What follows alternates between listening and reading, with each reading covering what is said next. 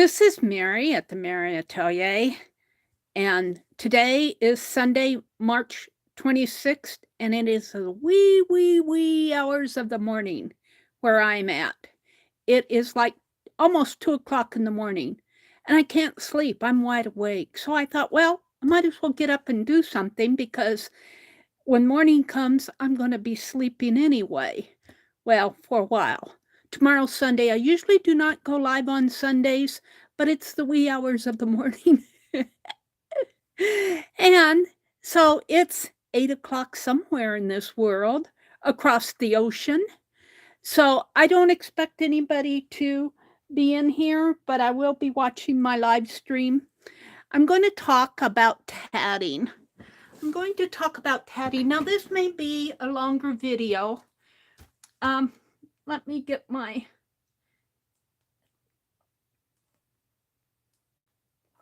tablet set up over here to my channel so I can see if anybody comes in.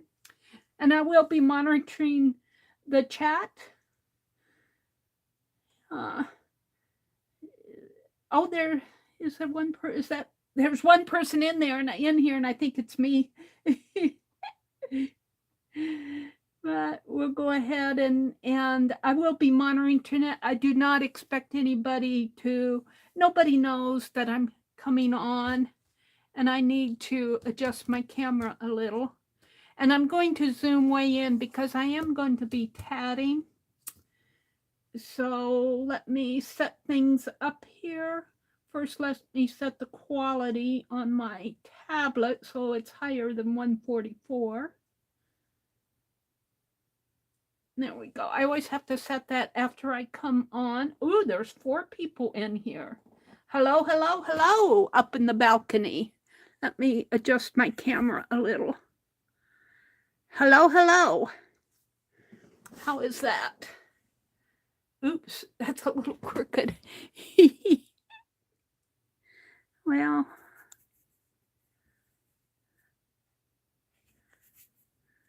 it's hard to get it set straight.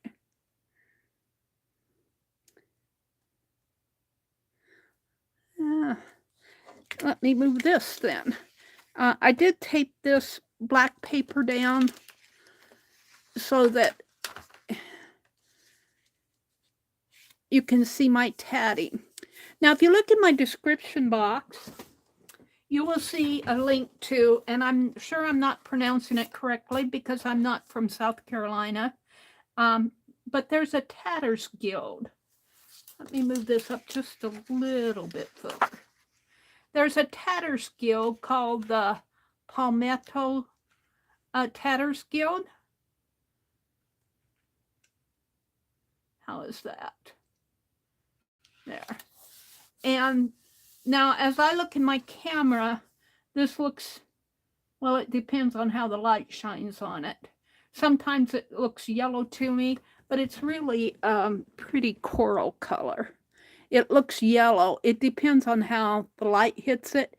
It's really a darker coral color. See if I can't. It's a darker coral. Well, it still looks yellow. It looks orange. It's not that orange. It's got more red tones in it. It's not picking up the red tones. My camera's not. But yellow is good too. We'll just have a yellow butterfly, even though it is a coral. It's more of a coral pink. But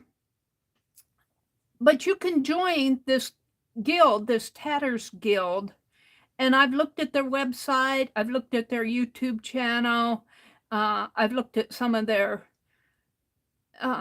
things that they offer. And you can join remotely. So I don't have to be from South Carolina.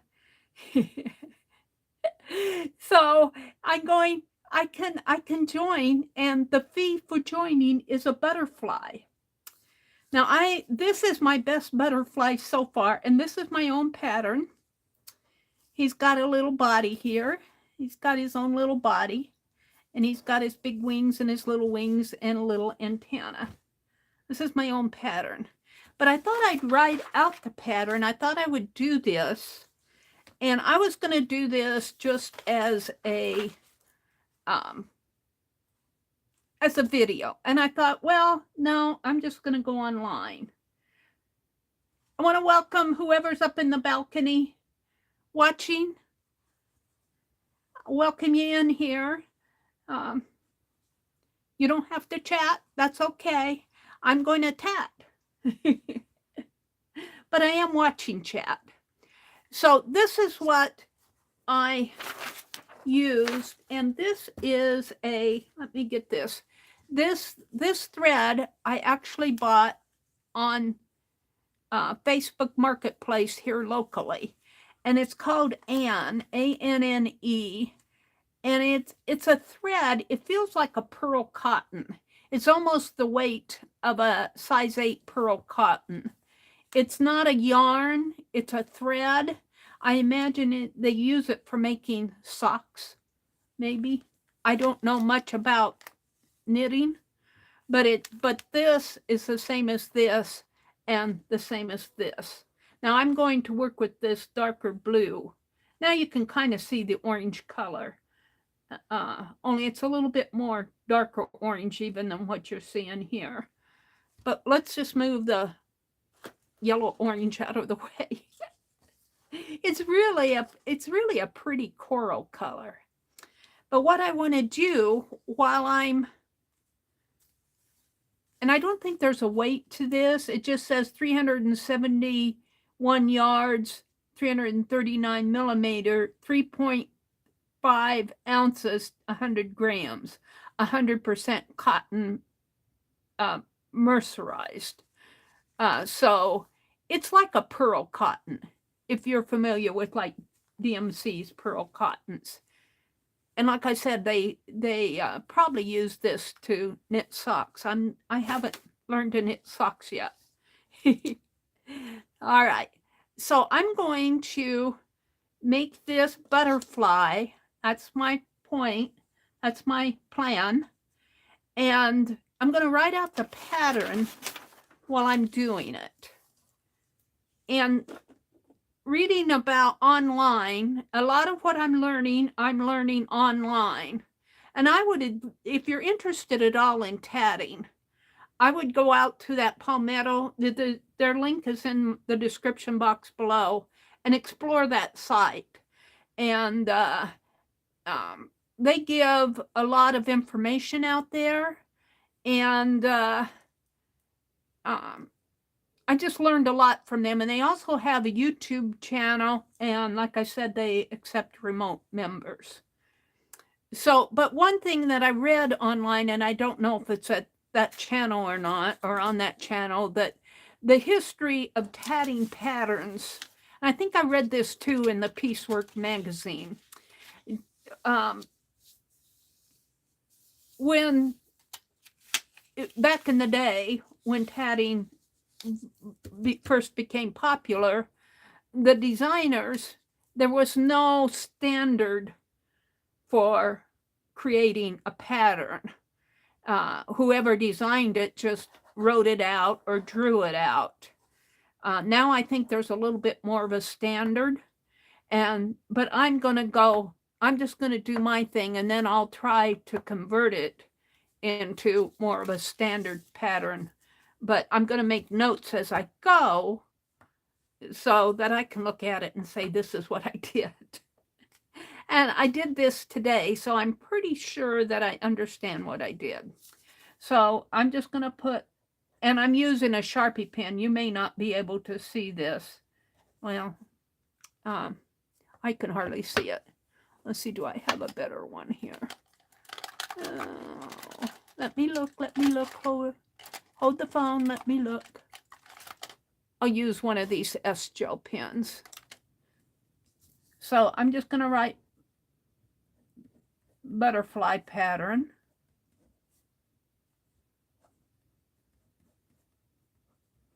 For needle tatting.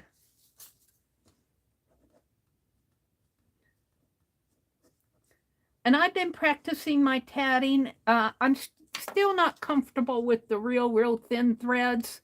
Like I said, this is comparable to DMC Pearl size 8. And I imagine it is a knitting yarn to make socks. That's just kind of what I think. I'm not too sure. And I like to leave a really long length, like even like 18 inches. I know some people say, oh, just leave a foot or leave, leave 6 inches. But I find I'd rather cut off than not have enough. So I threaded my needle. My needle is a tatting needle. And I'll talk about the needles later on, but this is a size 3 tatting needle. And I just barely get this thread through here. I could probably go to a larger size. But I don't know. Size 3 is the largest I've seen so far. The largest. This is the largest. I just wish they'd make this hole just a little bit larger. But I got it threaded offline. So I'm going to start with the smaller wings here. I'm going to start with the lower left small wing. So I'm going to write that down. So I'm just going to put lower left small wing. And it is 6 double stitches, a picot, 6 double stitches, and then I'm going to write small picot, SMP, or just SP would be good. Small picot, and then a double stitch, and then I'm going to put a LG, a large picot. I know what that means. I don't know if there's a standard for writing, specifying what is a smaller picot and a larger picot. That's something I need to learn yet. And then a double stitch, and then another small picot, and then 6 double stitches, and just a picot. And to me, that's just a medium picot. And I'm not sure, let's put P here. I'm not sure if there's if there's a way when they write their patterns, if they specify the size of picots. I want to say this is an MP, a medium picot, 6 double stitches, a small picot, a double stitch, a large picot, a double stitch, a small picot, 6 double stitches, and a medium picot, and 6 double stitches. And there's no repeat. And this is a ring. This is a ring. R-I-N-G. And then you close it. And that's as far as I'm going to. So this would be row 1.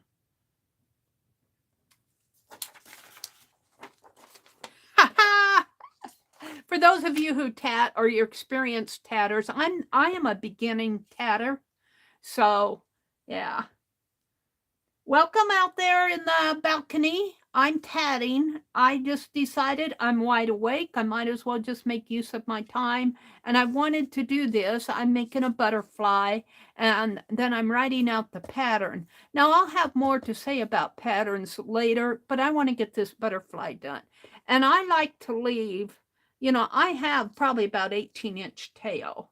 But that tail is going to serve me through all the wings, the body, the antenna, and, well, when I said the body, I mean the lower body and the upper body. So I need, in fact, I think I'll pull it out just a little bit more. Because, like I said, when I bind my journals, I work with long threads. So I'm used to working with long threads, but I would say if you're not used to working with long threads, do what the pattern that you're following calls for, or what you're used to, what you think you can handle. So I'm going to start out with my my lower left wing here, which is a ring, and I'm going to do 6 double stitches. So just to kind of review, I'm holding my thread kind of in the middle and the lower part of the needle between my index finger and the thumb. And I'm working off of the ball. I did not cut it off the ball. All my tatting thread, it comes off of the ball over here. And I just put, it's here, but I put it to the side, get it out of my way. And then I think I'm going to put this pattern out of my way too. I'll get it out when I'm ready to do the next row. Okay, so I'm going to tat 6 double stitches. So you wrap it around your index finger, you go under and pull the first leg of the double stitch, and then you put your thread over your index finger and come around to the front of your hand and go under and pull that loop on there. And that's a double stitch. That's a double stitch right here. Right there. And I have heard, I'm trying to get used to calling it the first leg and the second leg, and then this little horizontal stitch, I've heard people call it a cap. Now, whether that's a formal name for it or not, I don't know. I'd have to ask an expert. I'm not an expert. I'm just teaching myself as I go here. And I'm watching videos, I'm reading books, I'm looking at old patterns. So, all right. But I'm not going to explain every double stitch as I go. I'm just going to put 6 of them on. So you might hear me count. So I've got 1 on there now. So here is 2.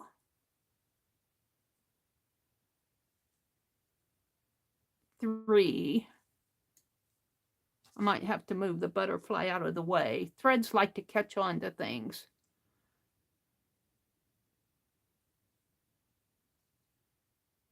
4.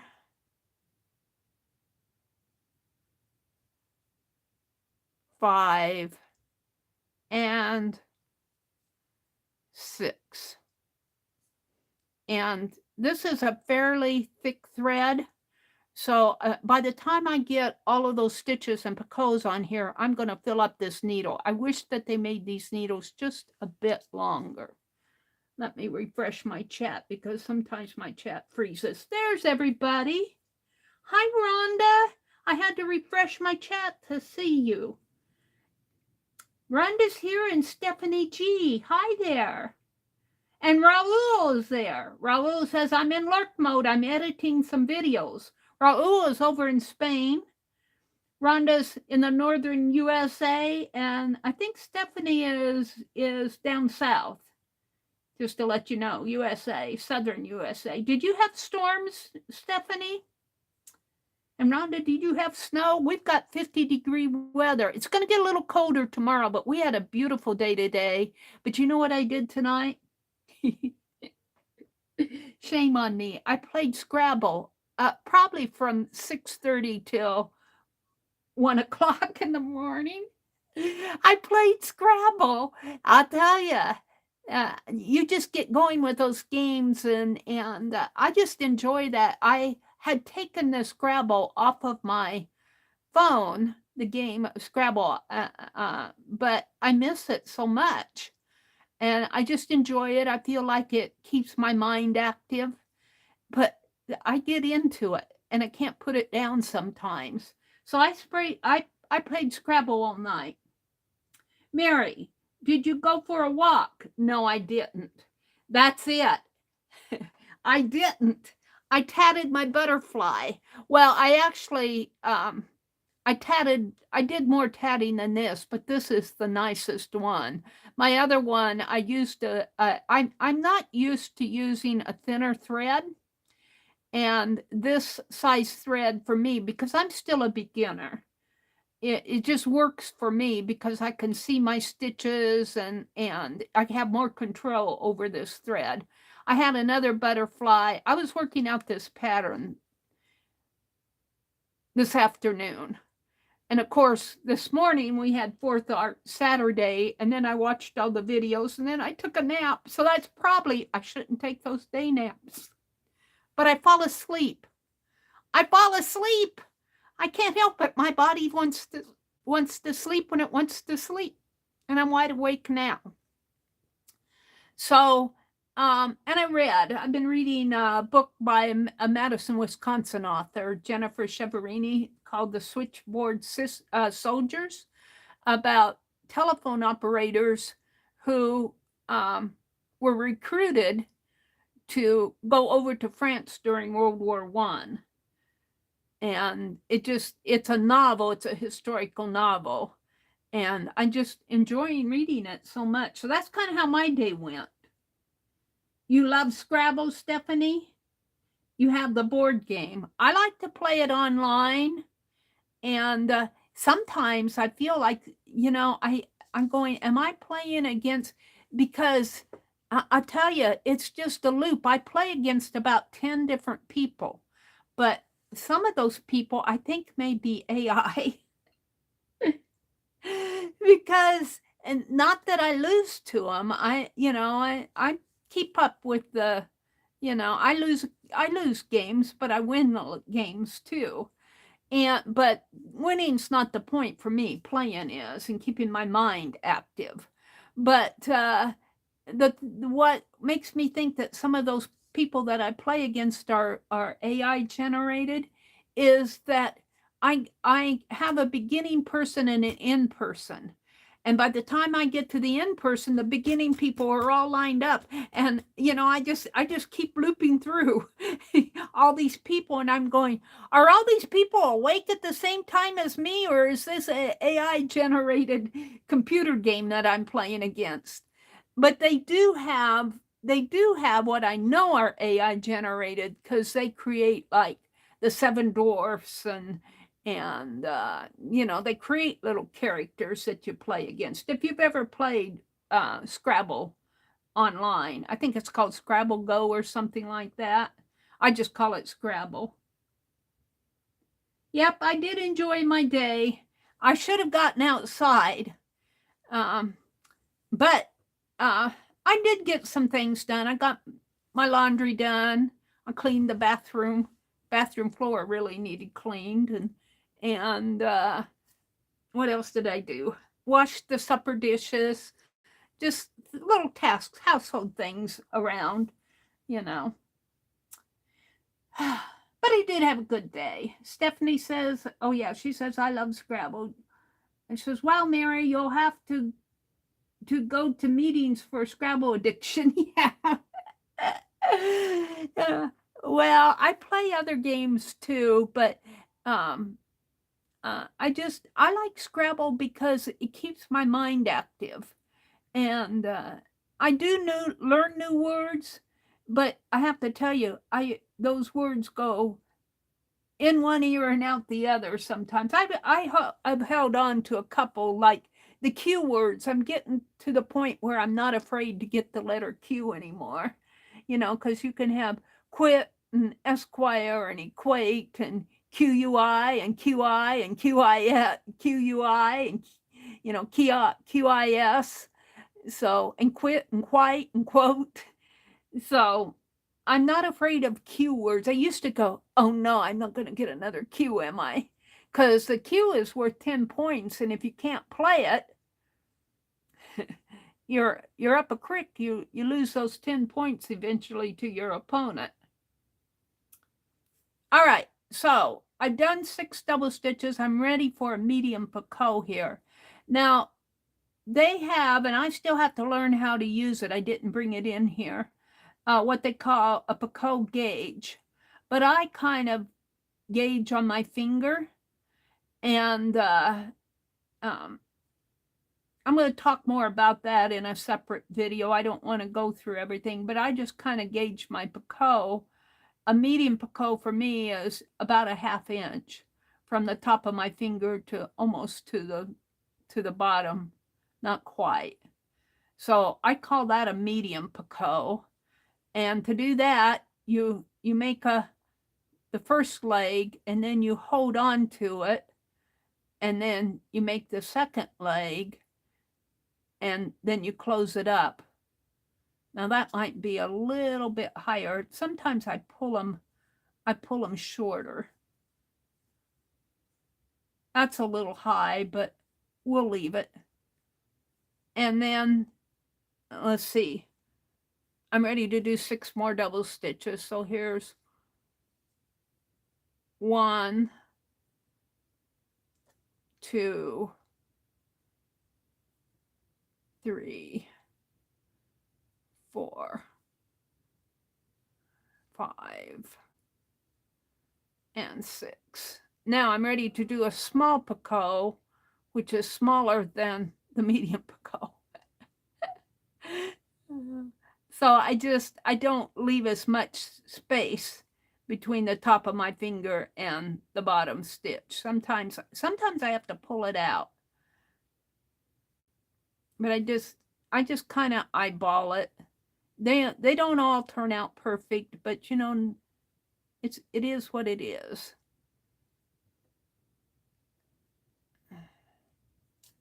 So that looks about the same. Let me pull on it a little more here.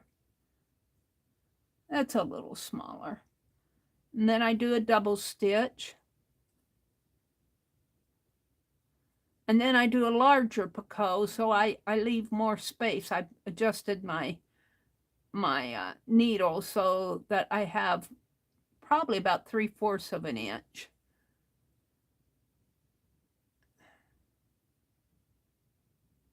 And it'll be a larger little loop in there.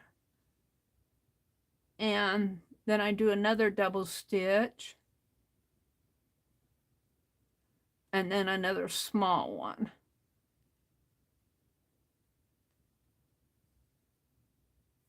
And then I do 6. See, I'm filling up my needle. I'm filling up my needle quite a bit here. And on the top wings, it really fills up. Okay. So I have to do 6 double stitches. 1, 2,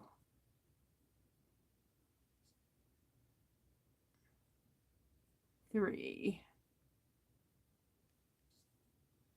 4,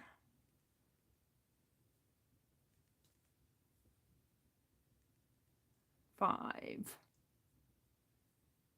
and 6. Now I do another medium picot.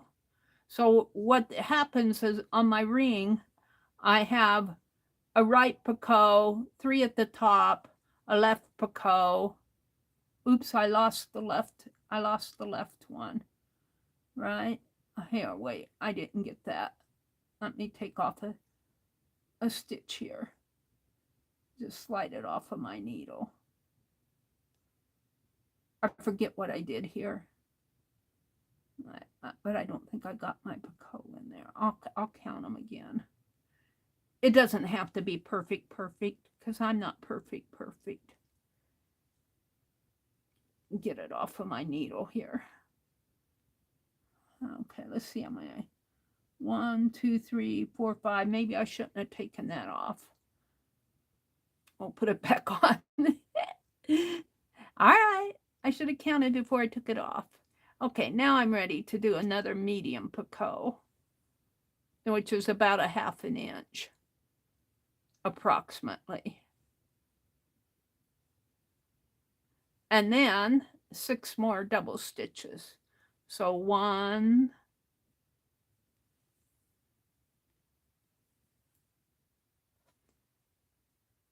2, 3, 4, 5, and 6. Now that seems like an awful lot, but when you make the ring, it gets smaller. And let's put this paper under it so you can see the loops a little better, the little Picassos. So now I'm going to make the ring. And what you do, I don't like, when I do this, I pull this tail thread or the needle thread so that I have just a small thread that's going to overlap itself here, because I have to pull both of these threads through all of these double stitches. And the shorter your double thread that you're pulling through, the easier it is. If I left this really long, I would be pulling 1.5 feet of 2 threads. This way I'm only pulling about maybe 3 inches. So you pull your threads off your needle, you pull it down and kind of keep your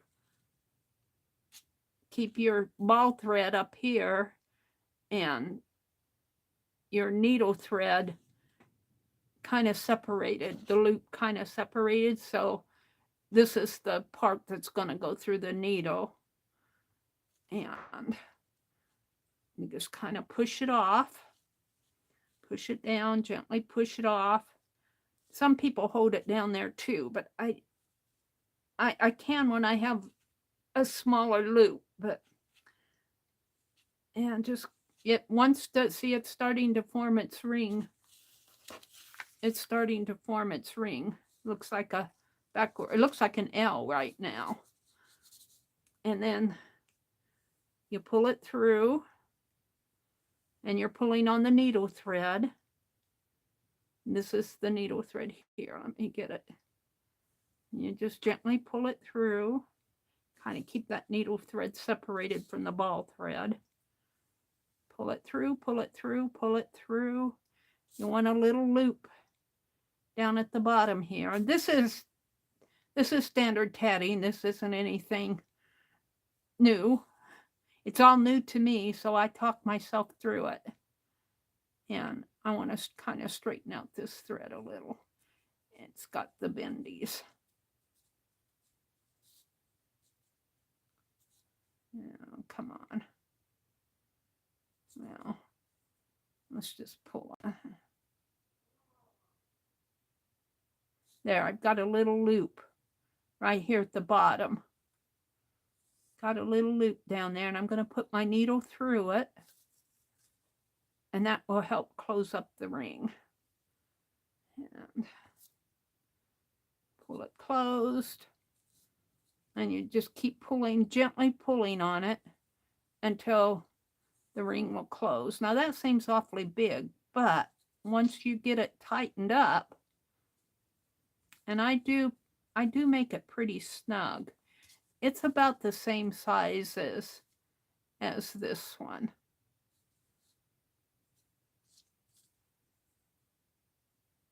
So now it's already got a little knot in it when I put my needle through that loop. But I've watched Barbara Foster, and when she reverses her, it's called an RW. That should be on here. Where's it's underneath.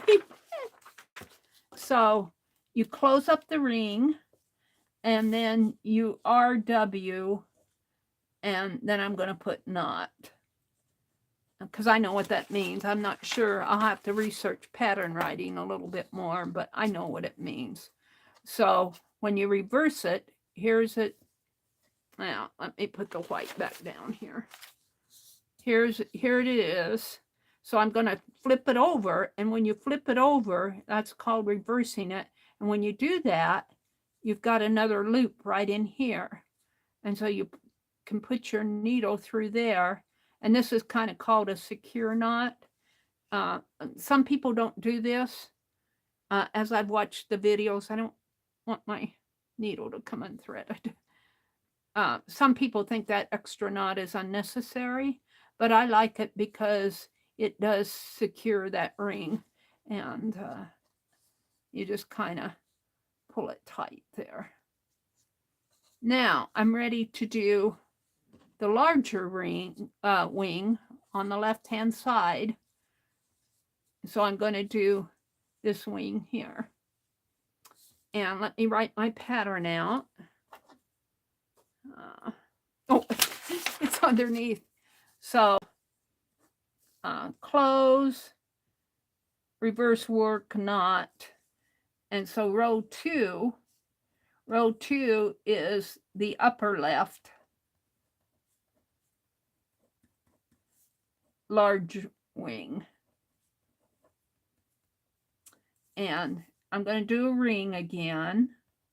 I'm going to put a pin. I really don't need a pin there, but usually the pins is if they repeat this several times, like if I made 10 of these rings, that they would repeat it. But I kind of like it because it looks mathematical. So instead of 6 double stitches, I'm going to do 8. And then I'm going to do a join Picasso JP to, well, you to the, for me, I'm going to write far right Picasso first ring. Now, I know what that means, but that's not standard pattern writing. You know, you wouldn't see all that explanation, but to me, it just adds. So JP to me is join Picasso. And it'll be a medium one because it's a medium here, MP. So you're joining this Picasso to this. And then you do 8 more double stitches, a small Picasso, a double stitch, a large Picasso, a double stitch, a small Picasso, 8 double stitches, a medium Picasso, and 8 double stitches. And then you close your ring, close ring. And I'll finish that. I got a couple more things to put there. So this is row 2. I'll have to write these out more. Row 1. And this is not standard pattern writing, but it's like what I should have to get out that Piecework magazine and talk about what I read in there about not everybody writes the patterns the same. And some people draw it out. Like they'll draw a loop like this, and they'll go, this is a Picasso, and I'm going to put medium Picasso, and then they'll say like 6DS and 6DS and small Picasso, DS, large Picasso, DS, 6, small Picasso again, small Picasso, 6DS, medium Picasso, 6DS, and then they'll join it here, join, and that's not even standard, but they draw it out more. But I kind of like it written out. In fact, if I would probably, if I did it my own way, rather than abbreviating, I would say 6 double stitch. You know, actually write out 6 double stitch. So it's very plain. Medium Picasso, medium Picasso,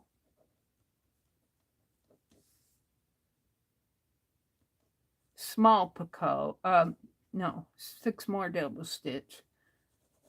I'm do this again, 6 double stitch.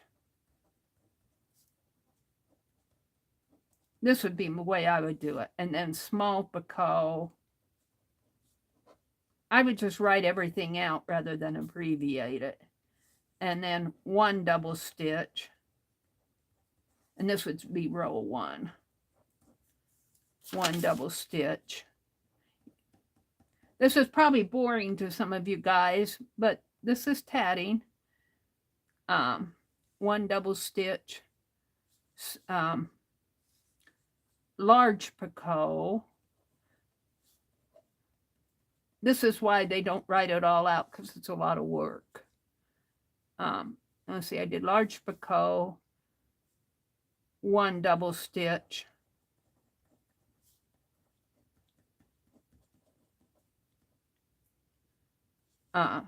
small picot,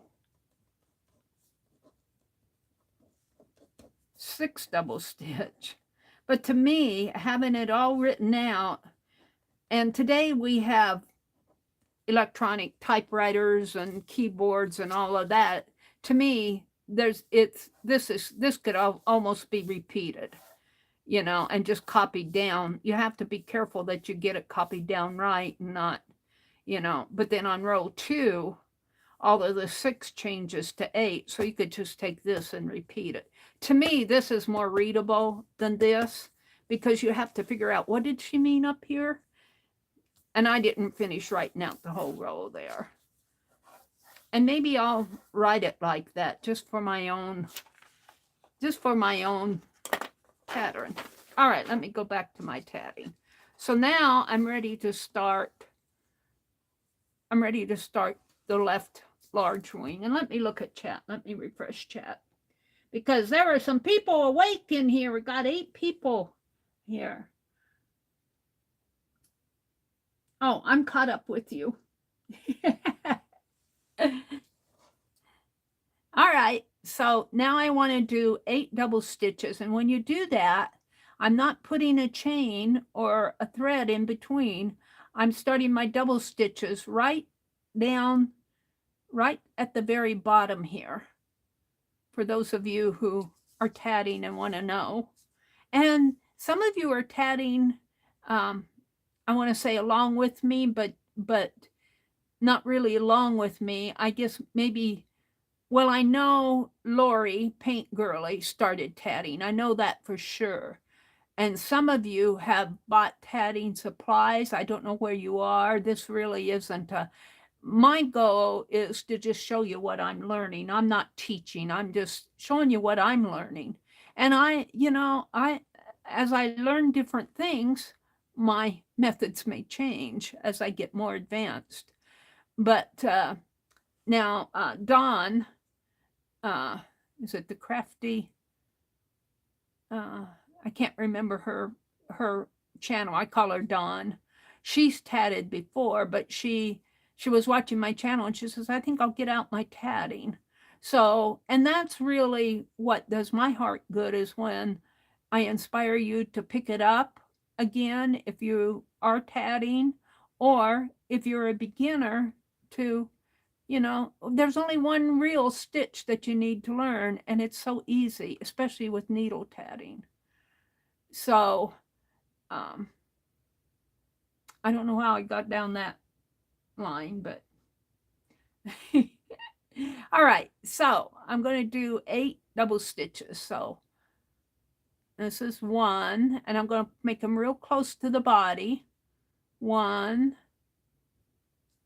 and 2 and 3 and 4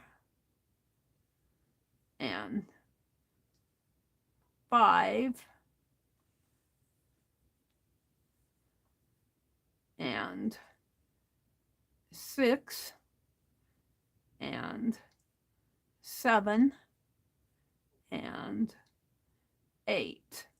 Now, if we were doing a separate ring like we did down here, we would make a picot, but we're going to join. So to join, I'm going to join these double stitches through the last picot of the first ring. So I just put my needle through that first ring, and it's usually pretty easy until you get several rings It's easy until you get down to here. All right, so I just put my needle through, then I take this thread, wrap it around the needle, and if you crochet, you'll understand. You just kind of pull that thread through. You don't double stitch it. You just pull the thread through that loop. And sometimes it's hard to see if you got it. Let me do this again. Because this thread is more than one strand, so I pulled one thread through and not the other two. Just kind of pull it through the loop and over the needle, just like that. And I think I got it because it's secure. Now I have to do 8 more double stitches. So put this over here. So 1 and 2 and 3 and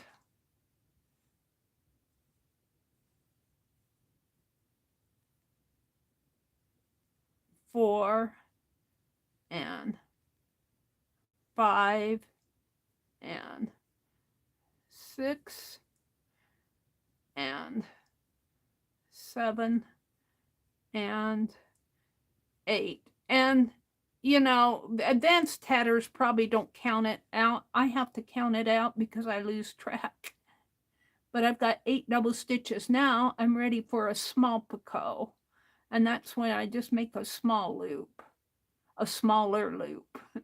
I don't do the full 1/2 inch.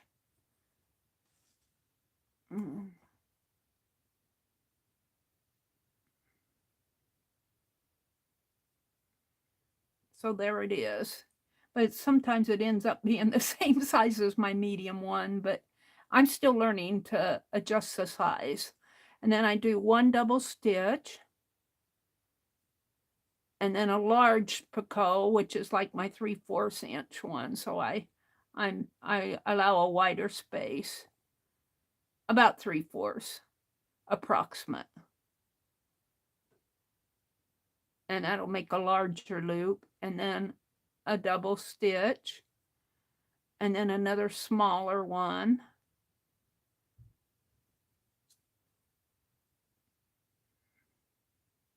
I expected international folks to be in here or watching, because there it's daylight over there. It's daytime over there, but they probably don't know I'm on.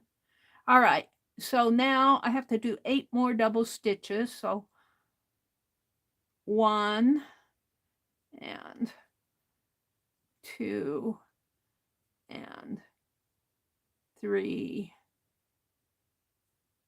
and let me pull it down. See how loaded my needle is getting?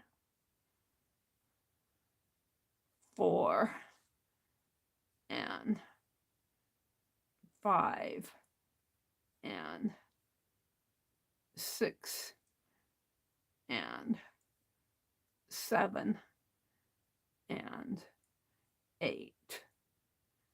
And now there are longer tatting needles, but they are for finer threads. I haven't seen a larger eyed needle. They tend to be shorter. I don't know why. There must be a logical reason for it, but I don't know what it is. And well, I was going to talk about it. I'll show it later. But I bought some upholstery needles. But upholstery needles and doll maker needles have right here at the eye, they have a wider, they kind of slant out a little, and they're just a little bit wider where the eye is. The tatting needles are a little bit more slender, about the same size, and it's easier to go through the threads with a regular tatting needle. But what I like about the upholstery needles is that they have larger eyes, but it's a little bit harder to pull the thread through until you get that wider part of the needle through the double stitches. All right, so I'm ready for my last picot here, which is a medium one.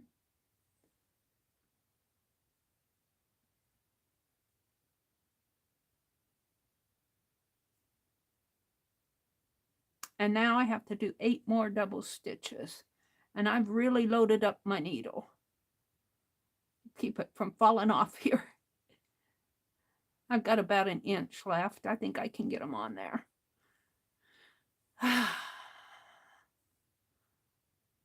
1 and 2 and 3.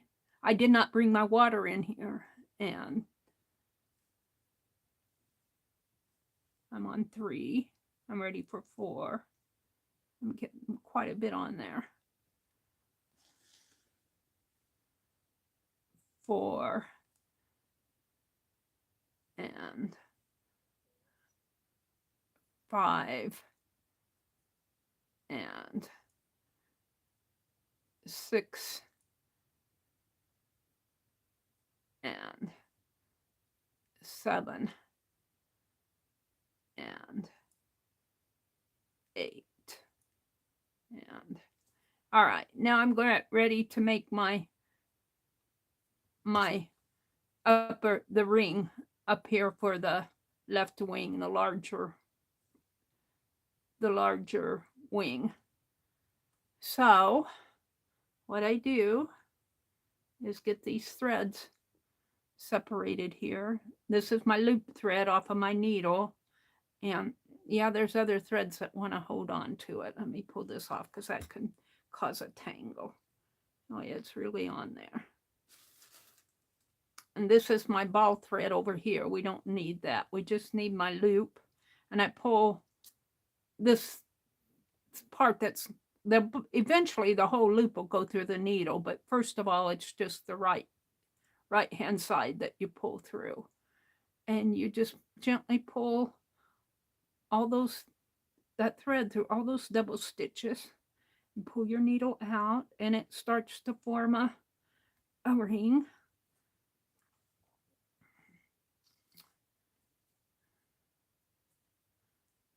And pull, Mary. For some reason, it's really tight. I don't know why it's so tight. It shouldn't be that tight. I guess well, those stitches around there are pretty tight. There it comes.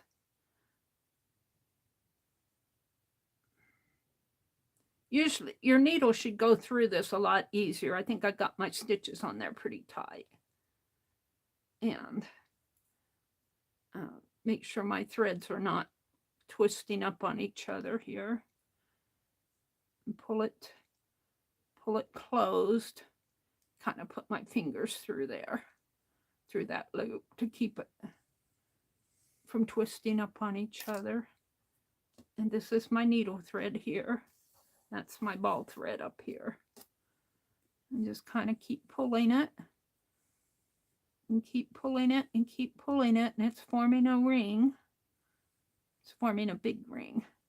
And you'll get this little loop in here.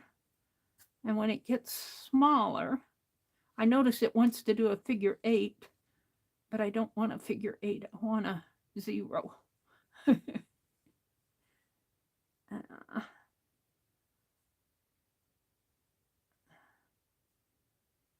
It's just the twist of the thread. This is really a 3-strand thread.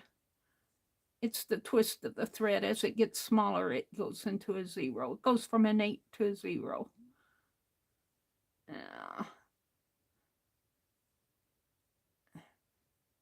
And put my needle through here. Right in. Get it in there. Right in there. Get out of there.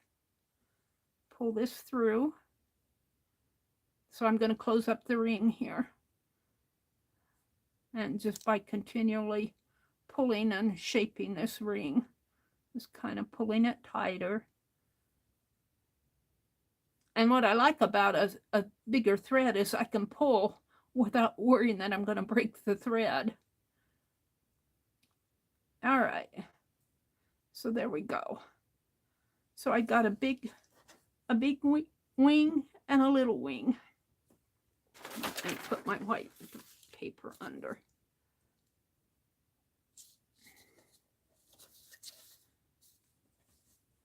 And so I've got 3 picots up here at the top, 1 larger and 2 smaller. I have a picot on the right side, and then the picot on the left side joins to the first ring, the picot on the right side. So it joins in there. There's really a picot there, but they're joined. And then on the small ring, this would be the top. So there's 3, and then this is the left-hand one over there. So I got half my butterfly done. But I need to knot it and reverse it. So you flip it over. That's called reverse. It's an RW, reverse work. And that forms a little loop. Not everybody does this knot, but I like to do it. I like to do it because I think it's more secure.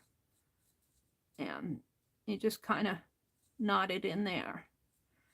Now, I've got half my butterfly done. Whoops. It goes like this. This is, and you might want to shape these double stitches so they're all pointed to the outside. I think I got them a little twisted there. Kind of just point them all to the outside. I work with it. I handle it.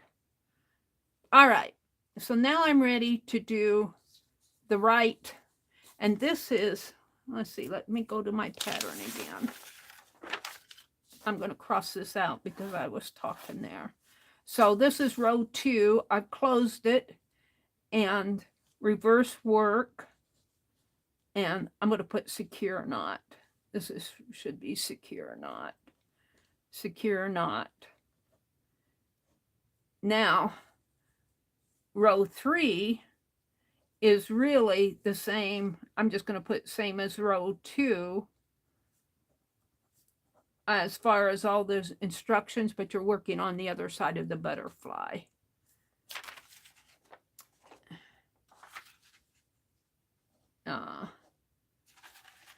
And you don't join. So you join it here. When you're working on your wing.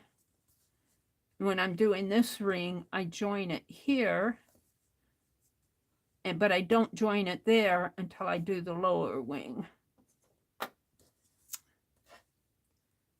For those who are tatting, probably watching the replay, not early in the morning. Let me refresh my chat. I think everybody's asleep anyway, which is okay. I got 10 people in here. I've got 10 people watching or sleeping, one or the other, whatever. Either way is fine with me. So I reversed it, and I'm ready to do the upper right wing. And you can always tell you're tatting, and your ball thread should always go off to your left, and your needle thread, if you're right-handed. This is for right-handed. Left-handed, I don't know. I'm not left-handed. But your needle thread should go off over to your right. I imagine on left-handed, it would be the opposite. Your needle thread would probably go here and your ball thread over there. That would make sense. To me, anyway. But I'm not left-handed, so I don't want to venture. All right. So now I want to do 8 double stitches. And then I'm going to join to this picot right here. So 1 and 2 and 3 and 4. Stephanie says, wait, 4 and you downloaded Scrabble Go? Oh, Stephanie, I will send you my, I don't go under my Facebook name. I go under a guest name. I go under a guest name. I'll send you my ID. I'll send it to you via Facebook Messenger after I get done here. I've got 4 on there. I have to do 4 more. I usually just play with whoever's out there. You know, you have an option in there to match to a player who's similar to your own skill level. And I play against 10 people. I don't know who they are. Sometimes I think they're AI people. I think they're computer generated people. I don't know. Some of them might be live, but you know, my head says this can't be, because people, I mean, they would have to be like me, sitting there and playing 4 or 5 hours at a time. Because I get like, I'm on number 1, and by the time I get to number 10, number 1, 2, 3, 4, and 5 are already lined up again. All right, so I got 4. I have to do 4 more. 1 and 2 and 3 and 4. Cheryl, little sister Cheryl, I played against her. I don't know if we played, but I took all the games off my phone because I was spending so much time on the phone. But I miss it, so I put several back on there again, and Scrabble was one. But I play a little, and then I get bored with the game, and then some of those games, I don't do the slot games, or there's that game where it's called Makeover. And some of those games are so dorky. I hate to say it. Some of them are really dorky games. I like the match and the merge games, match 3 and the merge, where you create new objects, you know, like Ever Merge and Dragon, what is it? Dragon something. I like those games. And I like the match games. All right, so now I'm ready to join. So I'm going to pull my double stitches right up to the tip of my needle and go through this picot. Put my needle through that picot, wrap my thread around the needle, and pull that thread through. And it's really hard to see in this light whether I have it or not.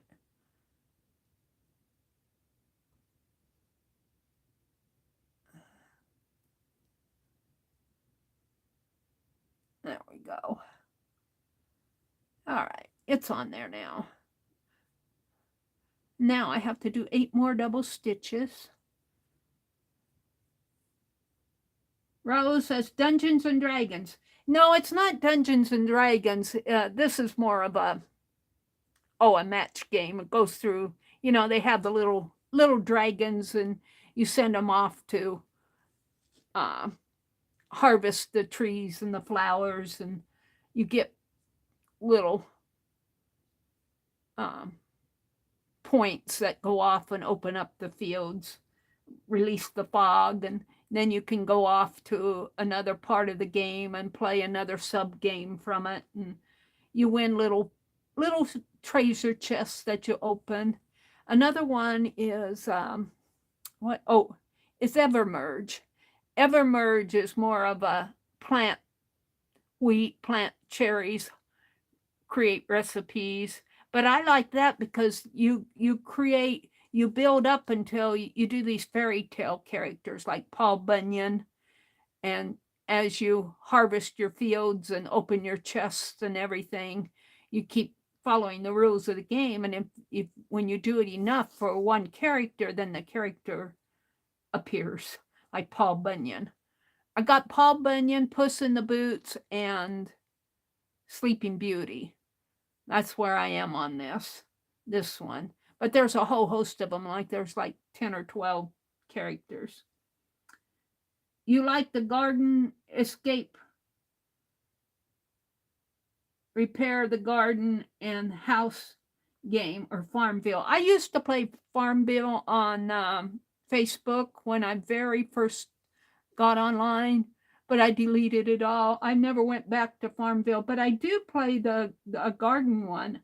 I don't know if it's Garden Escapes or not, but there's a little mansion and a little man that's running it, and you're building a tree house and repairing planting flower beds and putting a bridge over the creek and things like that. But in order to do all of that, you have to go off and play a merge game to give you points to do the task.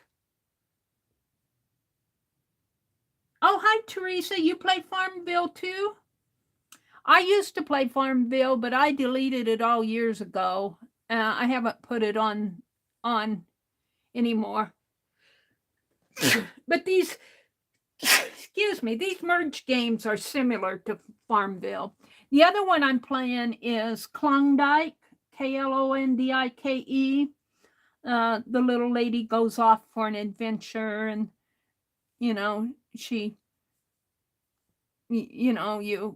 you have sawmills and pottery barns and sweet shops, and you're building all those, and you do different quests to earn the points to build the buildings. You played Evermerge for a long time? I used to, but see, that's another one that I deleted.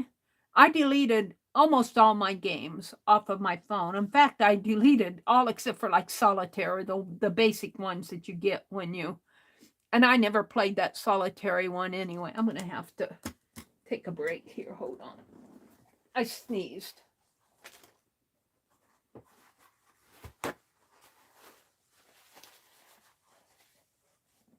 And so all my points in Evermerge and the dragon, whatever the dragon one is, I can't remember the name of it.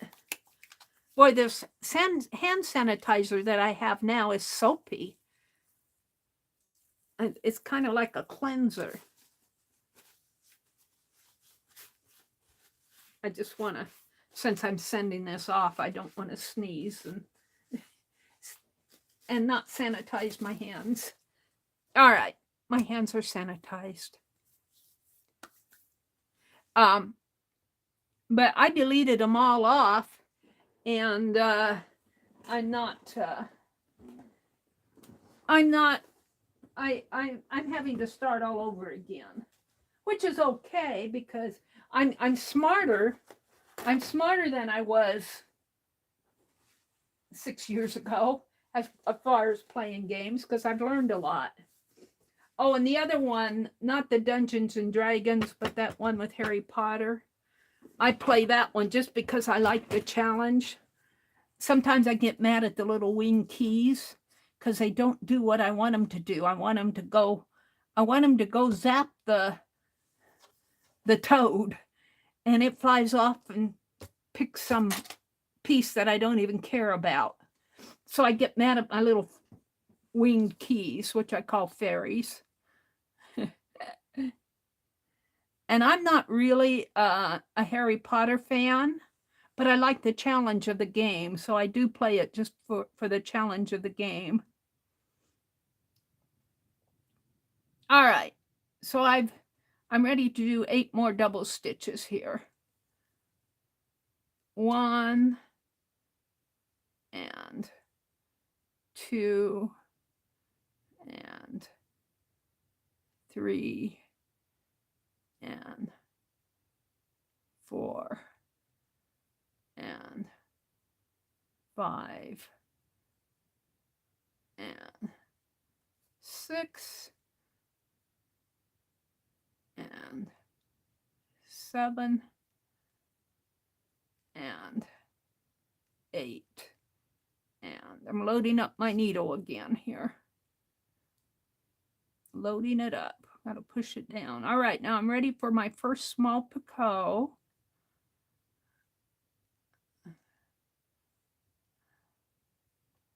So there's a small and then one double stitch. And then a large. So I need a larger, about 3/4 of an inch. And some more thread out. A double stitch. And then another small one.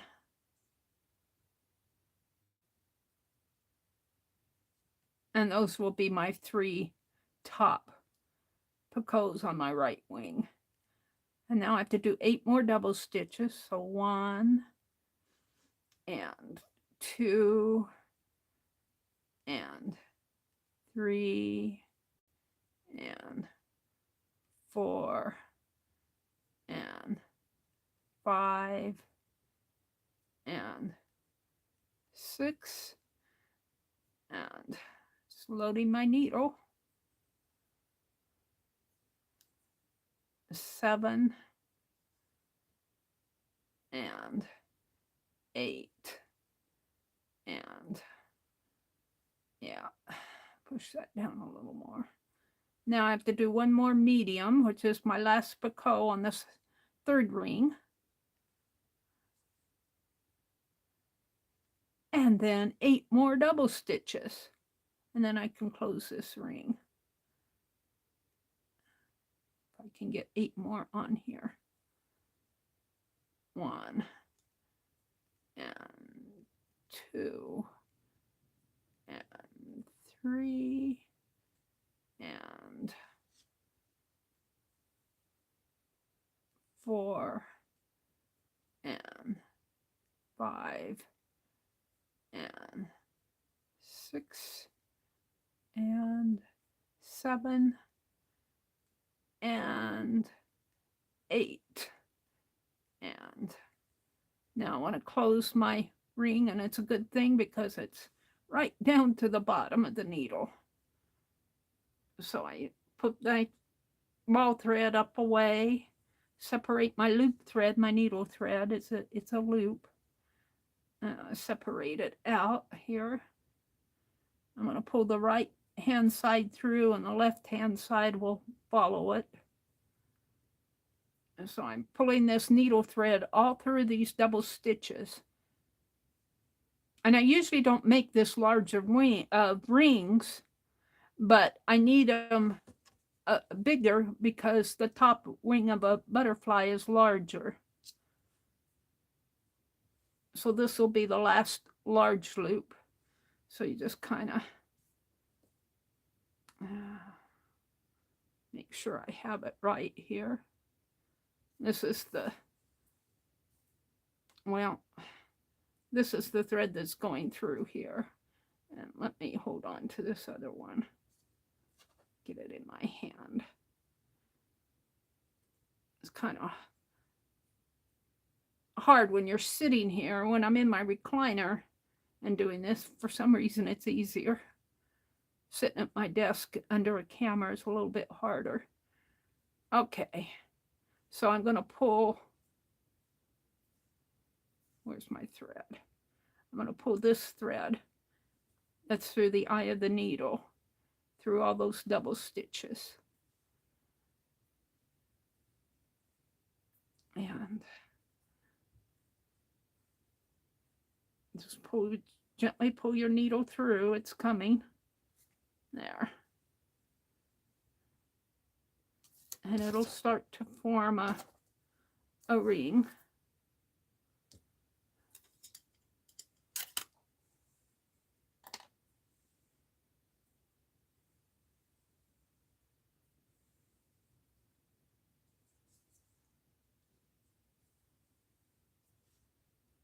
So like that. It's a little twisty. Now I got a little loop down there, and I'm going to put my needle through it. I think this is what they call a true knot. I have to review that. Some people only do this, which makes a knot at the end. But to me, it's more secure if I put that other one in there. So I'm pulling my ring closed here.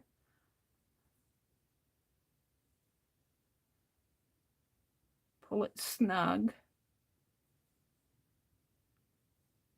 And there we go. And pull it a little tighter. Now I'm going to reverse it again. So I'm going to flip it over, just as if you were crocheting and you reversed your crochet, and it forms that another loop. And then this is the secure knot. You just make another little knot in there, just like a shoelace knot. Pull that through, just like a shoelace knot, and tighten it. So now, this is the back, this is the front. I've got 2 large rings and 1 lower ring. I'm ready for the lower right. And this is where it gets a little touchy for me, and I'm not sure I'm doing this part right. Let me straighten this out. I'm not sure I'm doing this part right because I get a little twisty in there. But I'm going to do it because I work it out. It eventually works for me, but I have to work on this one to get it all joined together right. So we're back to doing round 3. Let's see, was the same as round 2.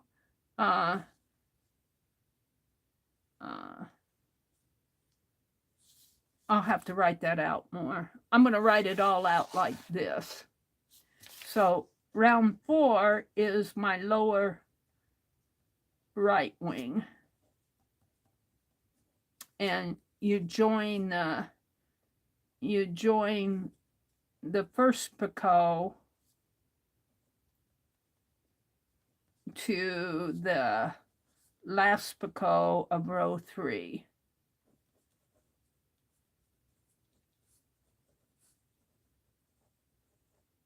But that gets a little twisty. And then you also join when you get down here. I think I joined, I forget what I did. Yeah, you join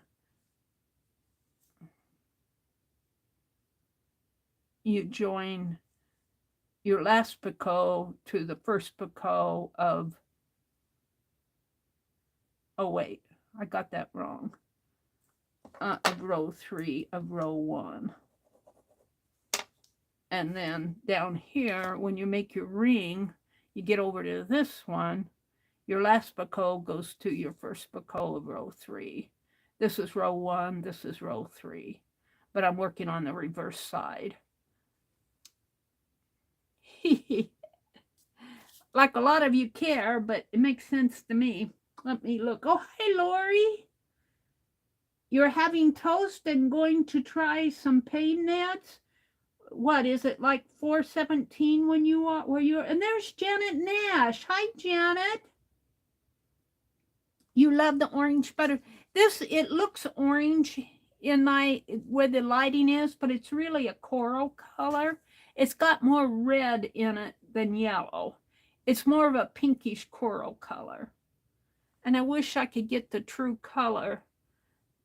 The way the lighting is, I can't get the true color.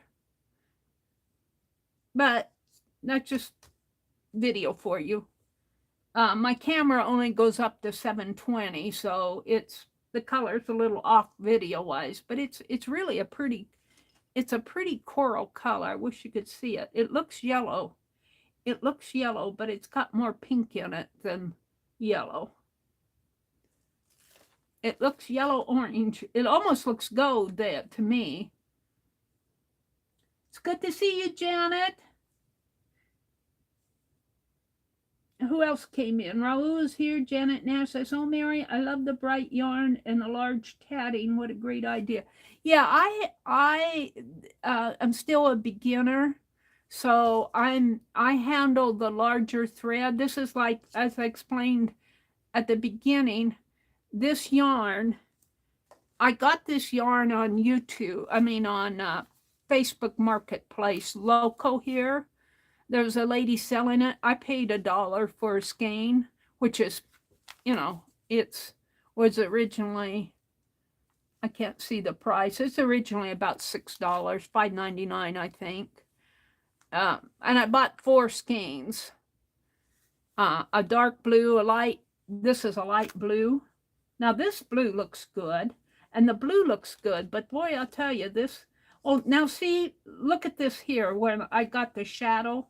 See, it's more of a, it's darker.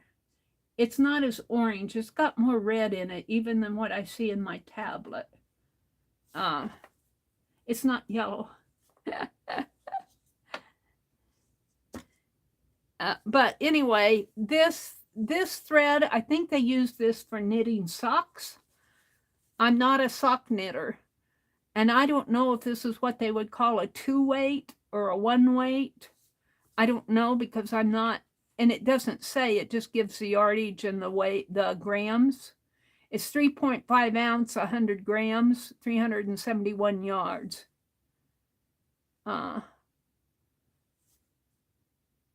They recommend US 3 knitting needle, 3 or 4, and for crochet hooks, recommending a size 5.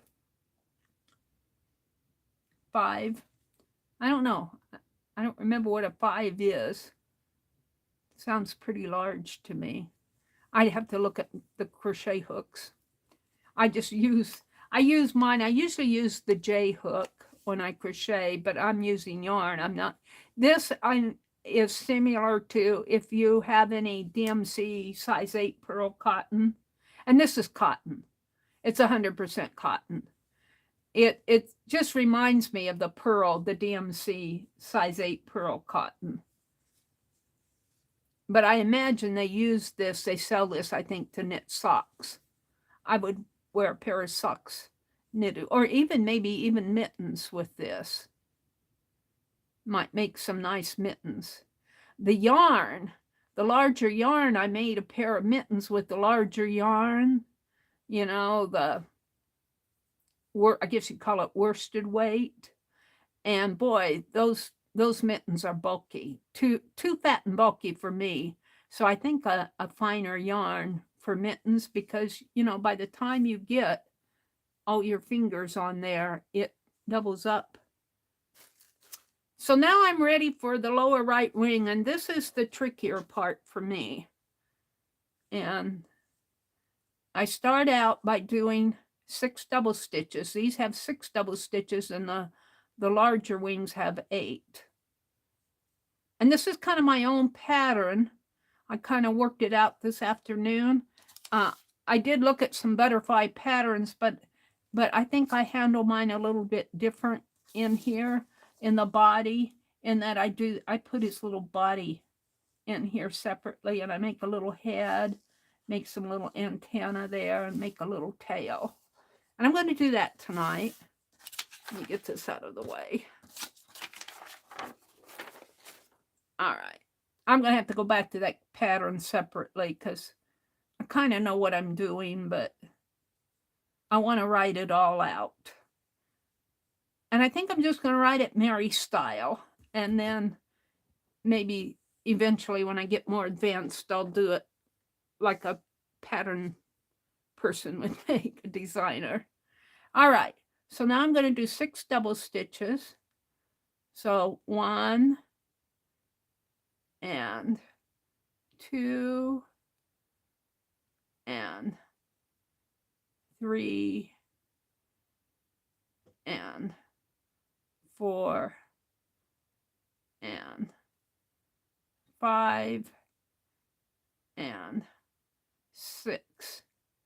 And then I'm going to join my first picot of my last ring. I've got 4 rings here.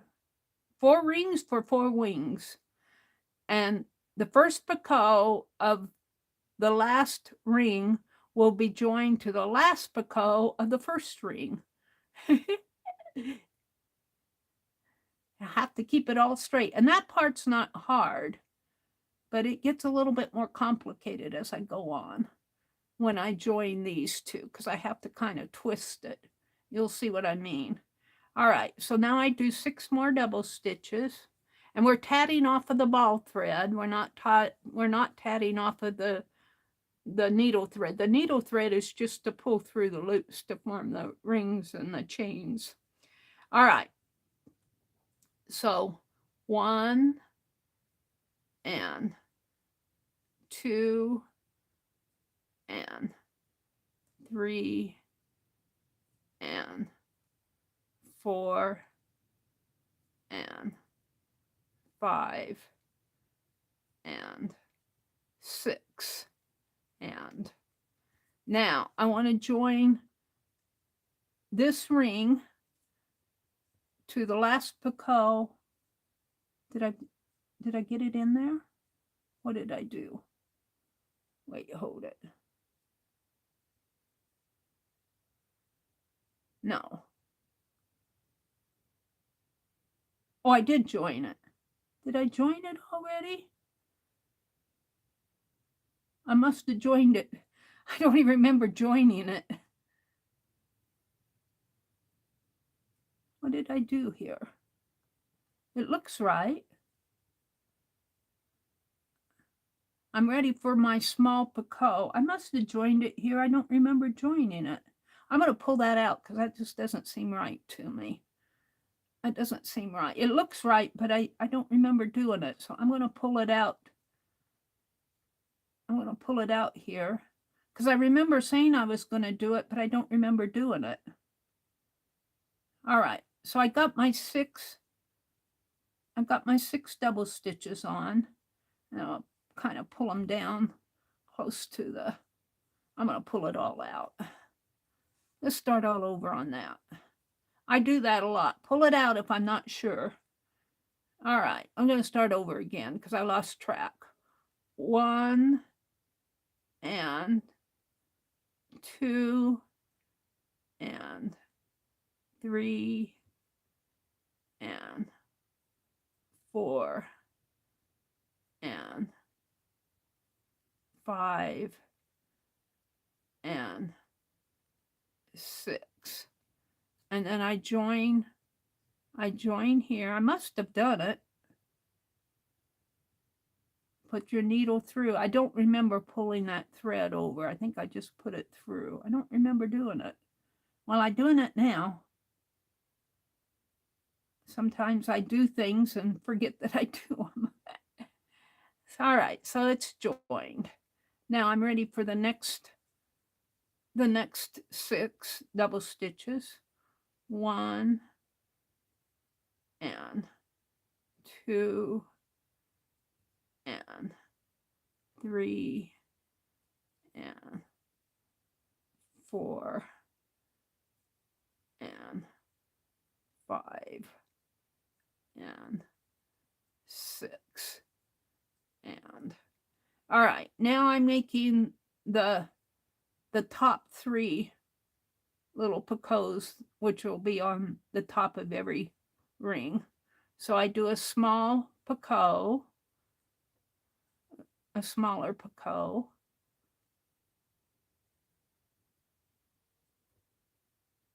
and then 1 double stitch, and then a large picot, which is about 3/4 of an inch approximate. Whoops, maybe a little bit larger than that. So I got a small one and a large one, and then a double stitch, and then another small one.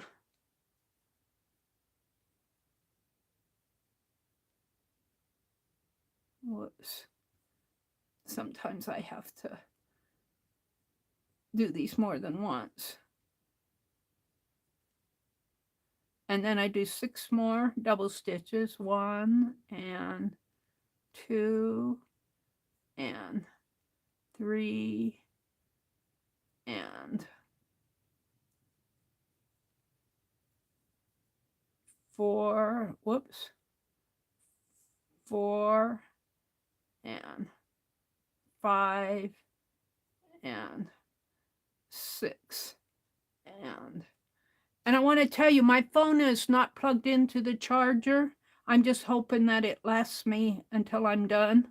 But if I go off all of a sudden, my phone battery died. I think I got enough juice in there, but just a heads up.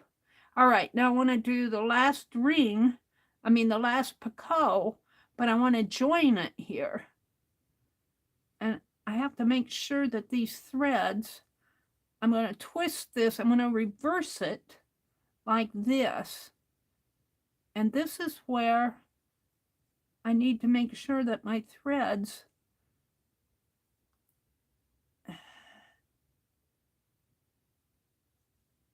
and I reverse it, but I have this thread here and it kind of gets carried over. I noticed on this one, I've got an extra thread right in there. And I think that's because, see, this was my right wing and I reversed it and I've got that little extra thread there. And I'm not quite sure what to do with that. But if I get it here, I'm just going to leave it. It's, I have to figure that part out yet. It's still a pretty butterfly. So I reversed it. And now I'm going to connect. Let's see what I did here. Yeah, let's go back. All right, so I put all these, here it is where I've tatted it on the needle. And this is the smaller, this is this ring right down here. But I need to hook this ring onto that picot, and that picot is over here. Well, let me get my thread out of it. That picot is over here. So that's why I reverse it. And when I flip it and reverse it, and I think that's how I get that little extra thread in there, but I have to kind of work that part out. So I'm pulling my stitches as close up to the top of the needle as I can, because it gets a little hard to fit that picot into the top of that needle. I kind of have to push my threads way up and hold them so that they don't fall, and then kind of do the little stretchy thing here. Really, I could put a couple little extra stitches on here. Maybe I will. 6, maybe I'll put 8 stitches on there. Might help. 1 and 2. Instead of 6 stitches, I'm going to put 8. And that'll give me just a little bit more wiggle room to put this needle through that last picot, which is, I have to make sure I get the last one. Where did it go? Where is it here? It's way over here. I have to flip it. I don't want them to fall off.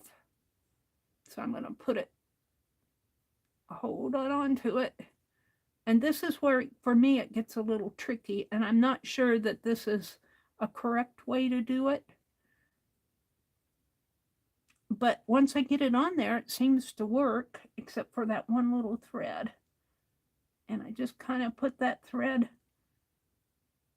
And because this is a 3-stranded, no, wait a minute, my last stitch came off. My last leg of the last stitch. Let me put that back on.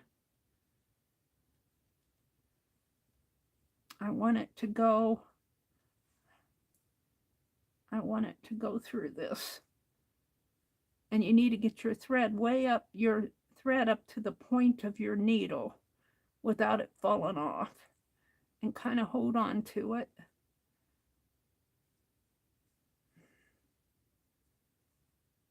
And this for me is the hardest part, but I'm not sure I'm doing this right, but it works once I get it done. So there, it's on there. And then you should, now let's straighten out my threads here. Here's my needle thread. This is my ball thread here. Loop it over my needle and pull it through. And I have a little bit of trouble doing that too on this last one. And sometimes I just let it hang, but let's see if I can do it. You know, to pull it through. Having a crochet hook helps. I didn't bring my crochet hook in. I don't know if I can get it through. I'm not going to pull it through. I'm just going to tat around it. You shouldn't tat around it though. You should pull it through. But I'm going to tat around it. It's connected. But I'm going to tat around it because that's too much trouble for me. 1 and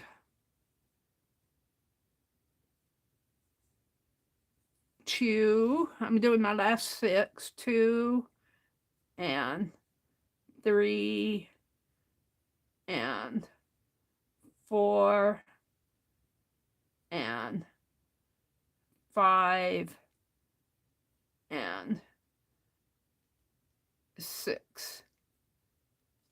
I needed a crochet hook to pull that thread through. It's not perfect. All right, so what I have here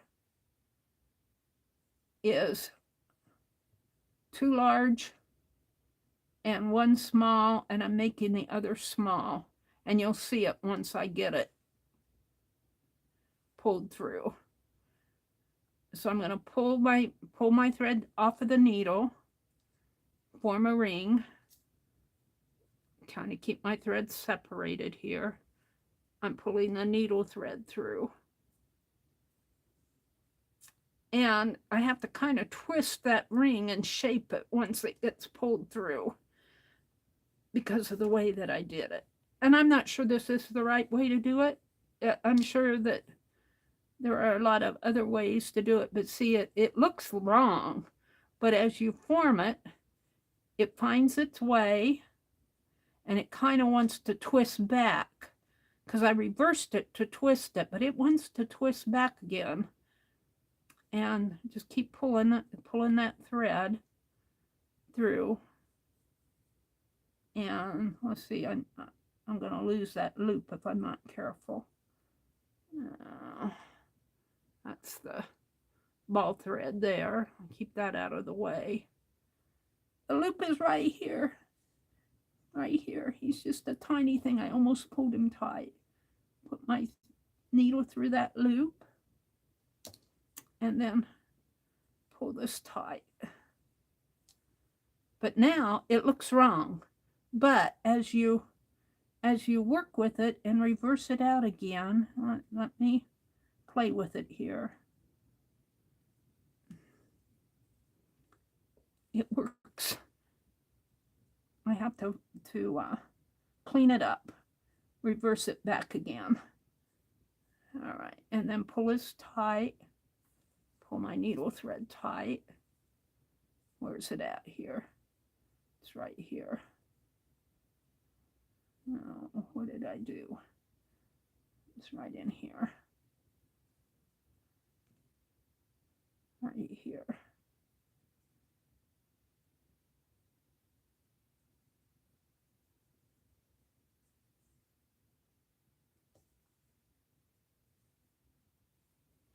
It's getting there.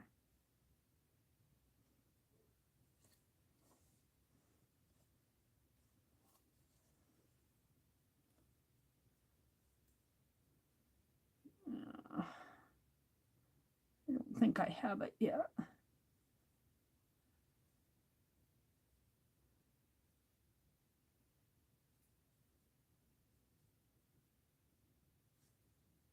Pull this one out of the way.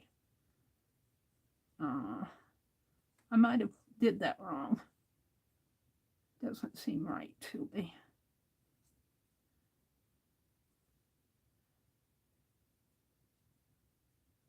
I think it's the way that I have it. Uh-oh. I might have done it wrong. Let's see, that's the large one. This is the small one. It's formed, but it's not pulled right. I have to work with this a little more. Maybe I put that through the wrong loop. Let me pull this out again.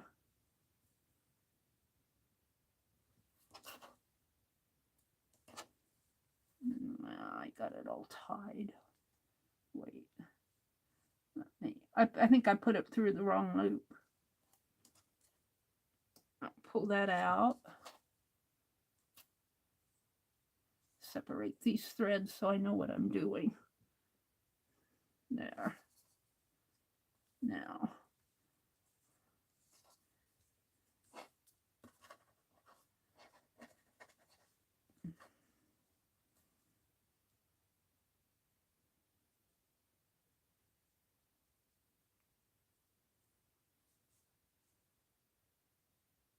I'm going to pull it through this one too.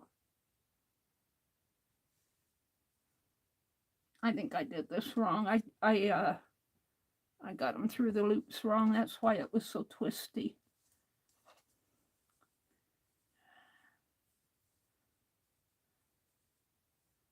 I put it through the Picasso threads, I think. Here are my 3 Picassos. There's one of them. One, and the other one's hidden in here. He's behind. These are my 3 Picassos. I had this through the wrong, for some reason I got it through the wrong loop.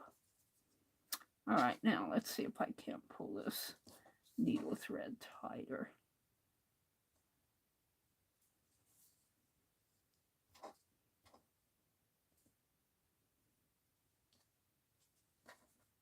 He's coming. He's coming. I just had it through the wrong loop. So I got 2 large wings. I kind of have to shape them out. You work with them. Make the Picassos look pretty. Let me put that white paper under there. I had it through the long loops. I had it looped through the Picassos rather than the top Picassos rather than the side one. And I haven't tied that yet. This still needs to be secured. So we've got a large wing up here. And there's 1, 2, and the third one's kind of hiding. Bring him out here. Come out, come out. 3. And then there's 3 over here. 1, 2, and 3. There's 3 over here. 1, 2, and 3. And 3 down here. 1, 2, and 3. Now I have to tie this and kind of pull that ring tight. And I didn't hook it through. When I pulled that ring, I had my end of my needle thread up here through the top Picasso rather than down in here. And I lost that last loop, but I'm just going to put it through down in here because it goes through one of these, one of them. And I'm just going to put it in there. And I'll have to shape it up again. I'll have to shape it all up again. I'll just put it through there and make a knot.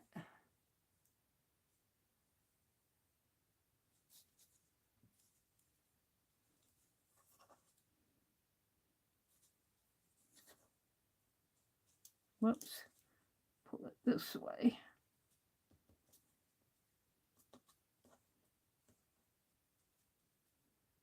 There, that's a lower.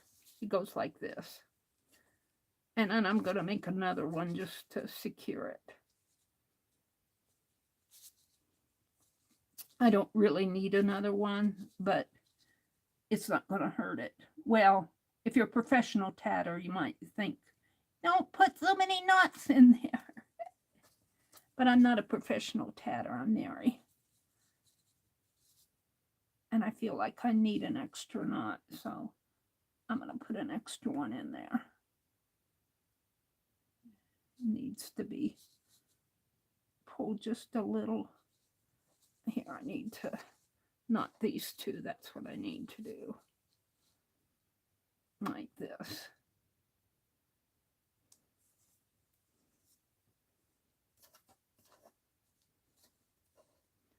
Just like that. Now,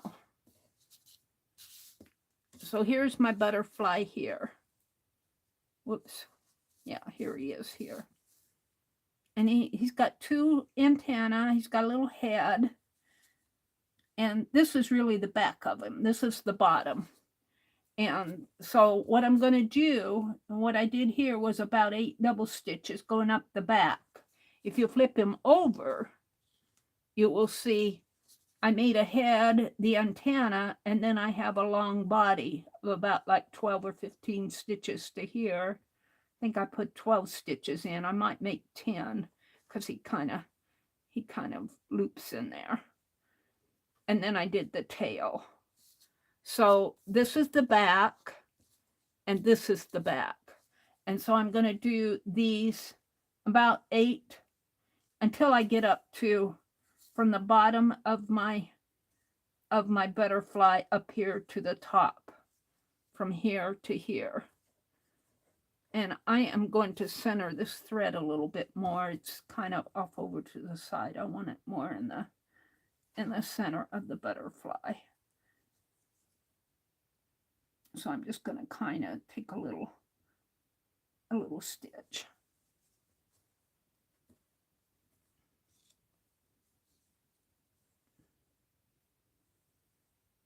It doesn't hurt to put another little stitch in there. They're all double stitches anyway.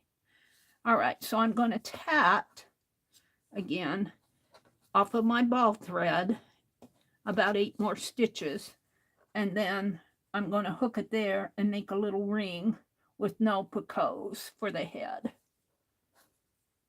And so I just kind of grab onto it here and here, kind of fold him over because I'm doing the back of, I call him this the back. And here's the thread here.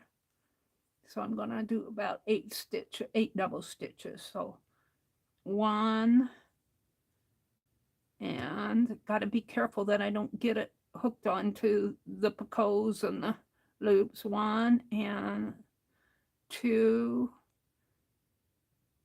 and 3 and 4 and 5 and 6, and I think 8 will be enough. 7 and 8, and so I'm going to go up the back. This is kind of his backbone here. And I'm just going to put my needle through whatever stitch is there.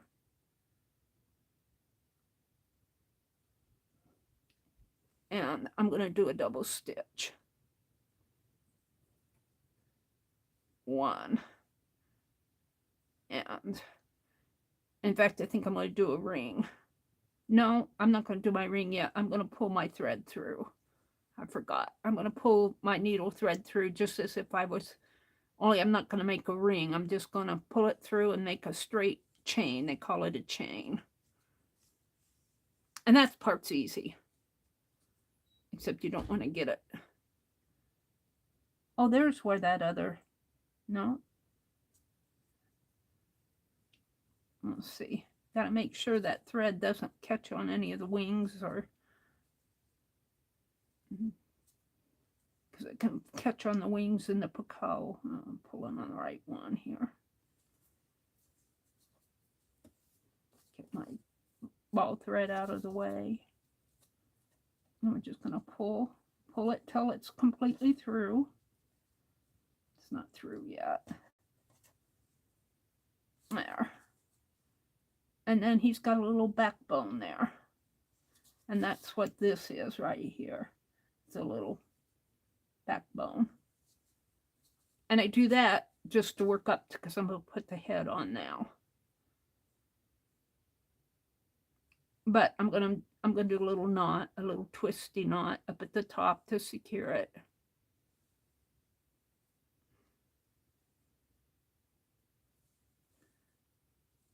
And then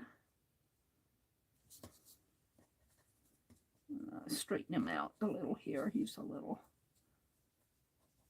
a little backbone. That's my ball thread. He's not perfect, but he's all right. He'll get better as I work with him. I'm going to set this down and see what, I'm going to refresh my chat and see what's going on in chat. Is anything going on? Pam, come in. Hi, Stitch It, Pam. Thank you. This last wing is what I have the most trouble with, because I have to reverse it, because you put the last picot through the first picot of the first ring, or yeah.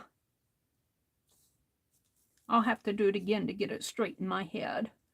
But you reverse it, and then you have to kind of reverse it back to get it shaped up.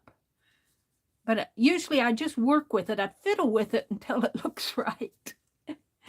And I made a mistake here in that when I was joining my last ring to the third ring, what was I doing? No, my last ring to the first ring, the top. I forget whether it was this one or this one. I'll have to work that out in my head again when I write out my pattern. I'm going to make more than one of these. But the last small wing is what's hard for me, because I have to twist those, and I'm not sure I'm doing it right.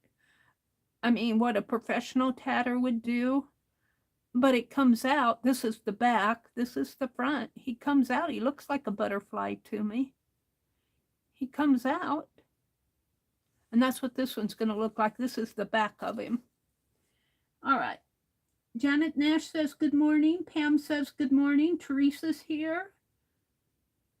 Janet Nash is here. Stephanie is here. Creative Trish. Hi, Trish. Janet, I have a little something for Flo. It's already in the envelope. I'm going to post it. Trish is talking to Janet Nash. I'm going to post it, but I feel bad because I just watched that she has a new friend. Oh, you can never have too many friends, Trish. Janet says, what a relief for you. Yes, has to come home today. Important appointment tomorrow for him. Thanks, Janet. Hubby will be home today. That's good to hear, Stephanie. Keep Stephanie in your prayers and your thoughts. She's just got a lot on her plate. So, and I don't think we need to elaborate on all that because it gets kind of personal, but just keep her in your thoughts and prayers because, you know, she's got a family to take care of. Janet says, so beautiful. Thank you, Janet. Trish, you need a coffee. It's early for you. I'm just having a cup of tea. Yeah, I don't know. I drank coffee yesterday, but I drank it in the day. I'm just going to have to quit drinking coffee, I think. I'm wide awake. I didn't sleep a wink tonight, and it's almost 4 o'clock. In fact, my alarm might go off. No, it's Sunday morning. I don't think I have my alarm set for Sunday. I hope I don't. If my alarm goes off, I'll have to reach up and turn it off. All right. So I got my ball thread going this way and my needle thread going this way, but I've got a little, it feels a little loopy there to me. I guess it's right. So now I'm going to make the head, and I don't put any Picasso on the head. It's just kind of like a little closed ring. And I think I put about 6 stitches, 6 double stitches. So, and then I close it up. So let's do that. Oh, you know, and I think I left my, well, I might be able to use what Penelope has. I left my needle case out by my recliner.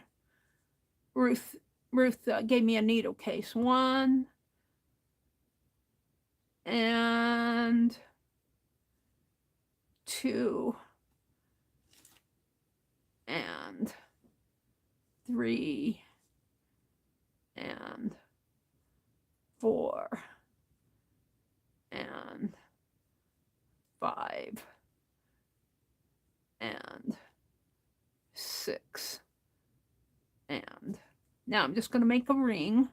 So there's no Picasso on it, but I just pull this thread down off of my needle, and here's my loop here. I've got about 3 inches of double thread there to pull through, kind of hold on to it, and just pull it. And this needle will eventually go through that loop, but I don't want to put it through right now. I want to make it smaller.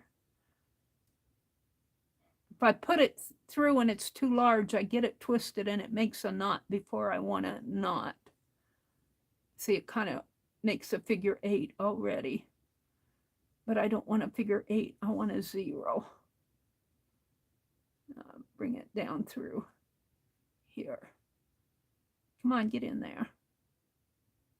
There. See, that's a 0, not a figure 8. And I put my needle through that loop and close up the ring. And just pull it gently. And it makes a head here. Come on.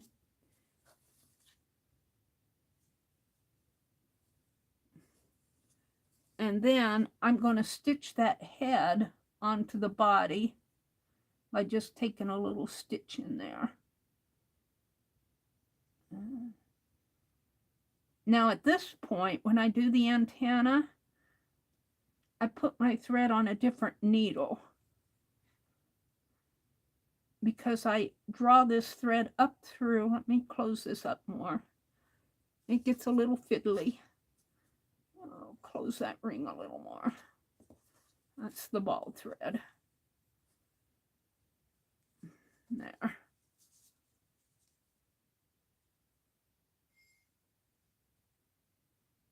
And I want his head to be attached at the shoulder. We'll kind of put it through there. Kind of find a place for it and thread it through. Like that.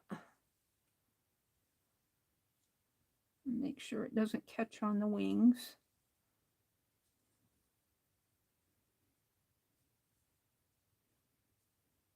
No, that's the ball thread. Now, I need to make the antenna. And I think what I did when I did the antenna, I don't know if I can get this back through, but I want to come up to the top of the head, and I think I changed to a smaller needle. Let's see if Penelope has a decent needle. This one might work. No, that's got that curved. This one might work. I don't know if it's any smaller. Looks about the same size. I need a big eye and a small shank. That's too thin. Too little of an eye. Let's see how this goes in here. I might have to run out in the other room and get my needle book. Well, no. Let me go get my needle case. I put my needles. Penelope just holds my extras. Hold on, let me go get the needle case. You can stare at the butterfly.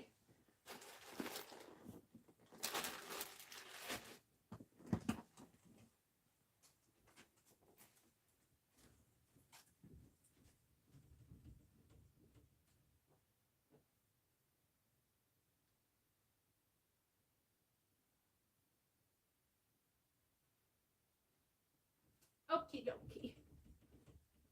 This needle case, I love it. Ruth Lamb made this. And every time I use something that somebody gifts me, I always have to credit them. I pushed on my tabletop. This is such a really cool needle case.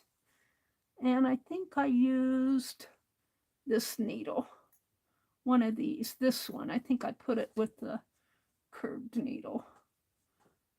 It's this one. No, that's not it. Hold it. What did I do with my needle that I used? Is it this one? Seems like it's the same. Maybe it's this one.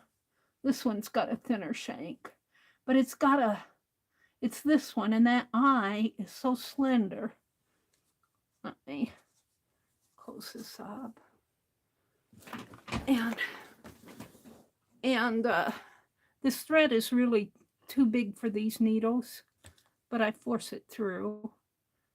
It kind of splays out. It's a 3-stranded twisted thread. And let me see if I can thread this. Get it in there. Ah, I did it. Okay. So what I want to do is on the head, I want to bring my needle thread up to the top of the head. And see, I needed a better needle that would go through. This one had a little bit trouble going through. And I bring it up. Make sure it doesn't catch. I'm going to make an antenna. Now, for those of you that are familiar with the bullion stitch, this is kind of similar, but since I'm not working on fabric, it does more of a twist than the pretty bullion, but I'm happy with it. It just twists that yarn, that thread, but I do wrap it around my needle. So I start right about here, and I just wrap it like you would if you were doing a bullion stitch, but it doesn't hold. In the end, it twists, which is okay. I don't mind it twisting because it's still an antenna. And then I'm down to the base of the head, and I just put it through the thread, and then I pull that needle through those twists, but it'll untwist. Well, it will undo. It won't make a pretty bullion. It just kind of makes it twist. And you'll see what I mean. I'll hold it up so you can see it. It kind of twists. And it kind of got a little top knot up there. That's okay too. Let me hold it up, because I don't want to zoom in anymore. It's not a true bullion stitch. It's more of a twisty stitch. See how it twisted? It twisted around it. And that's okay for me. It's still an antenna. It looks like an antenna to me. And then I come over to the other side of the head and do the same thing for the second antenna. Just kind of go over a stitch. Put my needle through.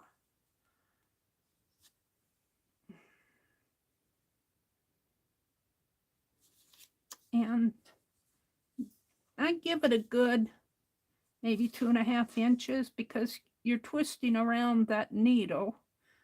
This one, I've got the one antenna a little shorter than the other, but it still works.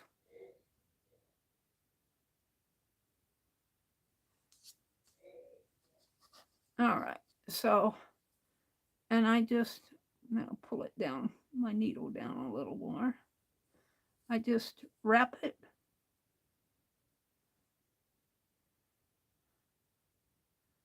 around the needle. And you do this similar thing with a bullion stitch, but I'm not working off of a fabric, so it twists rather than gives you a nice tunnel like the bullion does.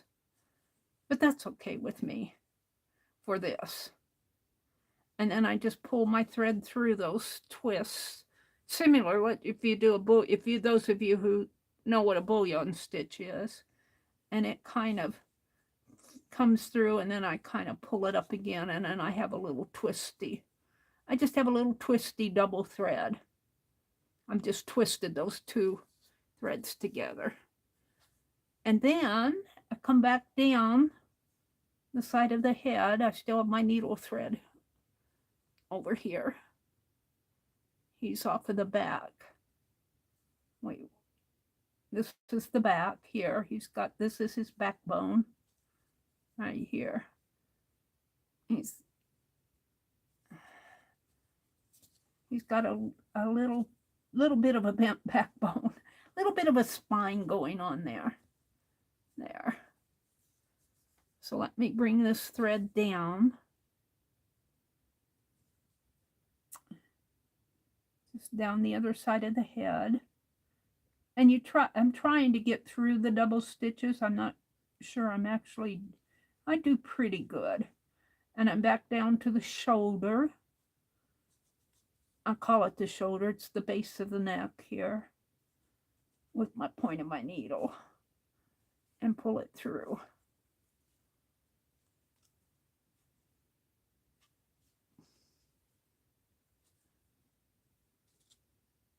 Now I have a head and 2 antennae. And one's a little shorter again. I seem to make that one a little shorter on this side. I don't know why. Maybe I'm afraid that I'm going to goof it. All right. So now I want to go to the front. This is the back. This is his backbone here, which is a little curvature. He's got a little curvature of the spine there. I'll have to work with that. I got 8 stitches in there. I probably should have only put 6. But I'm going to pull my needle through to the front. Just push it through to the front,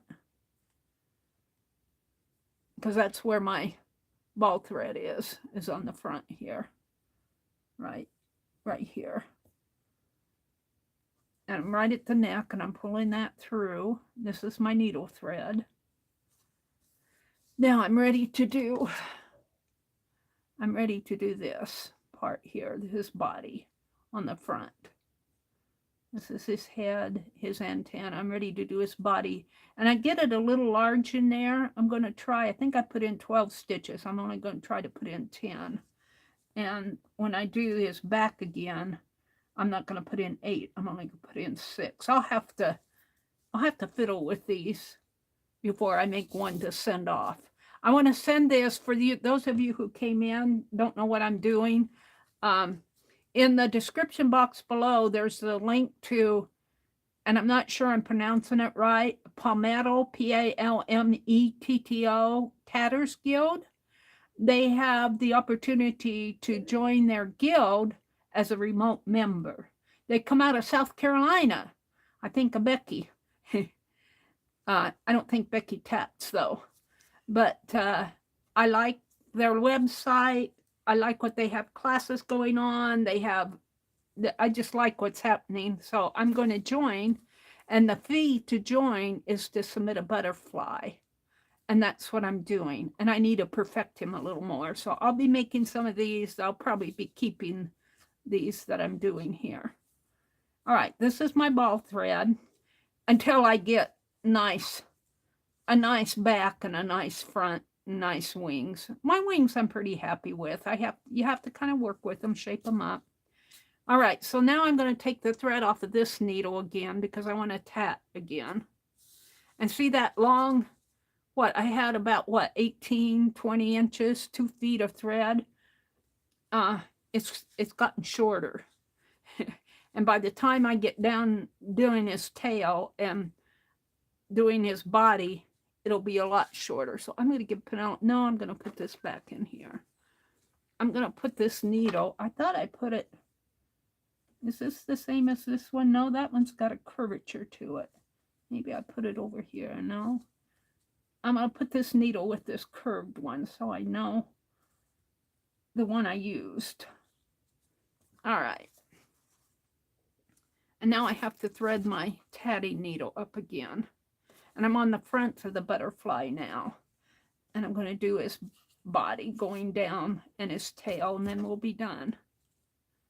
And I don't know where my time is on my phone. If I fall, I run out of juice. My phone is not charged up. I mean, not on the charger. It was 100% when I started, but YouTube sucks a lot of the energy out of it. Okay, that went in there pretty good. So now I'm just going to do double stitch down. But I think I need to, this thread here needs to come down a little bit more, but it's hooked onto the ball thread. So I'm going to see if I can't secure it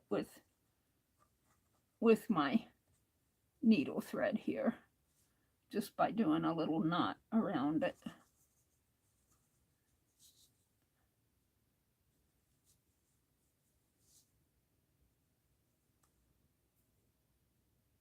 Just coming around this way and kind of trying to keep my threads from tangling up and falling off the needle again. I don't want it to fall off the needle. And pull it through. There. Okay, now I'm going to do 10 double stitches down to the tailbone. So here's his head, here's his antenna, here's the tailbone here. And the double stitches are going to go right in there.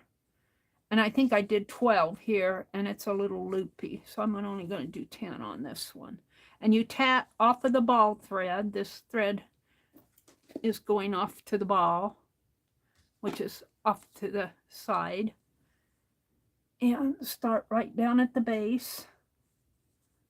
And you kind of have to hold it, get a good grip on it. Maybe I'll fold it in half.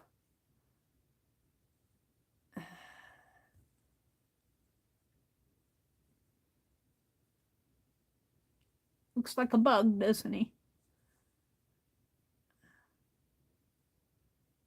What's going on here? There.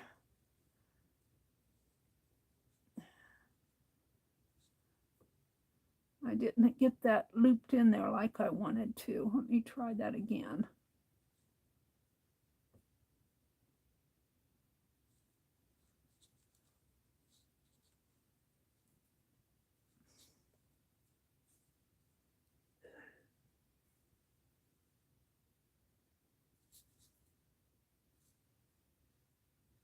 Give him a little bit of a neck there. All right, now I'm ready to tat. I think, if I can get a hold of it. All right, I'm gonna hold it here. Come on. Maybe if I tie that in a knot, hold on. This needs to be tied in a knot.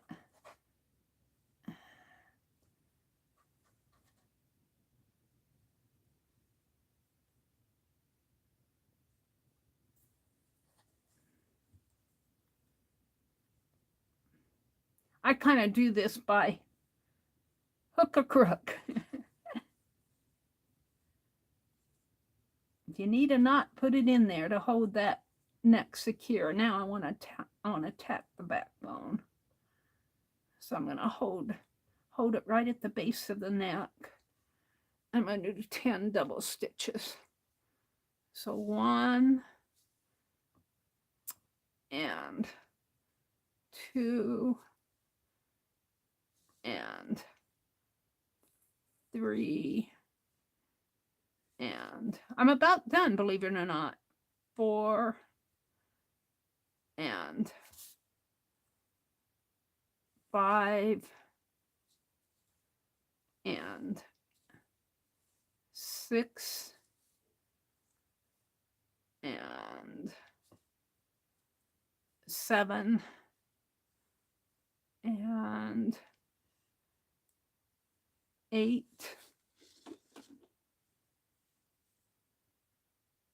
and 9 and 10. And now I'm going to pull my thread through. That goes just about down to the body there without making a loop. So I'm going to pull my thread through without making a ring. I'm just going to pull it through the double stitches up to the top of the threads like that. And that makes what they call a chain. It looks like that.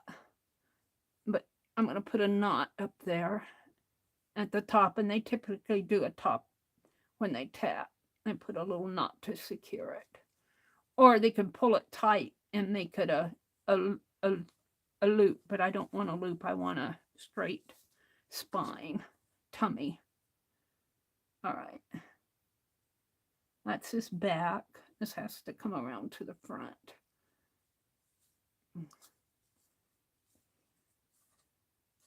This is his front. And, whoops, where did his head go? Here's his head. No, that's his back. I'm sorry, I got it mixed up. This is his front. All right. Here he goes. So in it 10 stitches is better than 12. I put 12 stitches on this one, and it is kind of too bulky. It kind of curves there. He's got a little curvature of the spine, of the rib cage. And this one is going to fit a lot better. And I'm going to attach it down here. And I'm just going to attach it by doing a stitch. I'm just going to stitch it in, do a knot.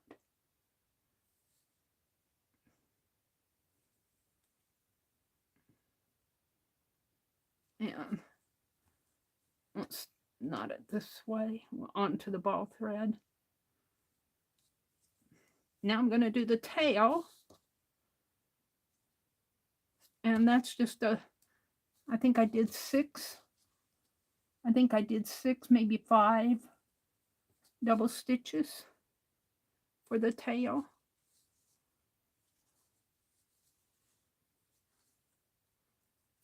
One, and oh, come on, get in there. 2, and 3, and 4, and 5. I think I did 6. It needs one more. This is 5. I need one more stitch. 6. And okay, then I just pull my thread through again. Pull it through to the bottom. This is the easy part, but you don't want it to hook on to stuff up here. Get that. Come on, he's looped around his head. You just pull it straight through.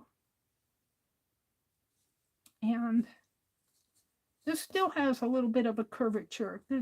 It's all right. I think 9 would be too tight. All right, then you make a knot down at the bottom.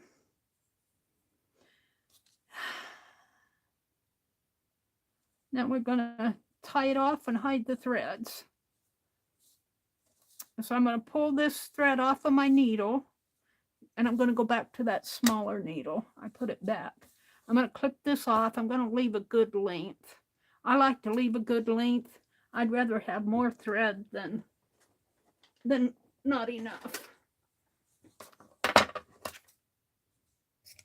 So we're all done with that. So the only thing I have left to do here, this is his back, this is his front.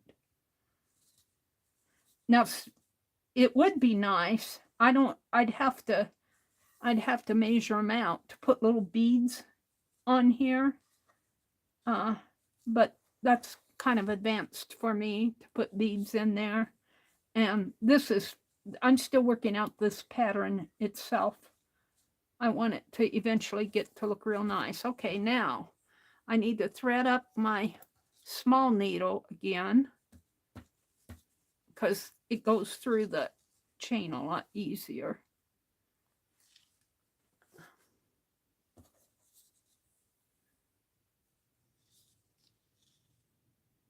So, and this one seems to work. Put that thread through there. Seems to go through fine. And the thing about this is I'm not only putting one thread through back through the double stitches, I'm going to put both threads back through. So it gets a little stiff in there. But it works eventually.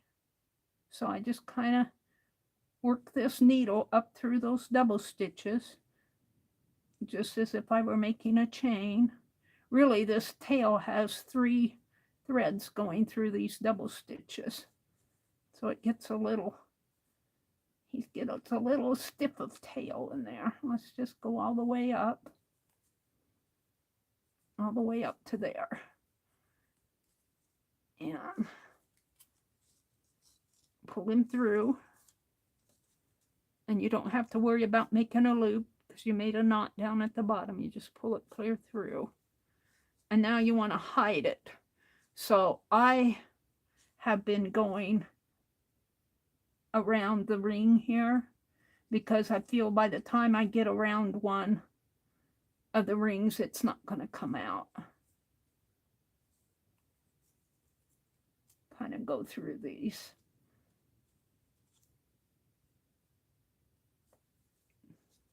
You have to be careful that your thread is not making a loop hanging off of something.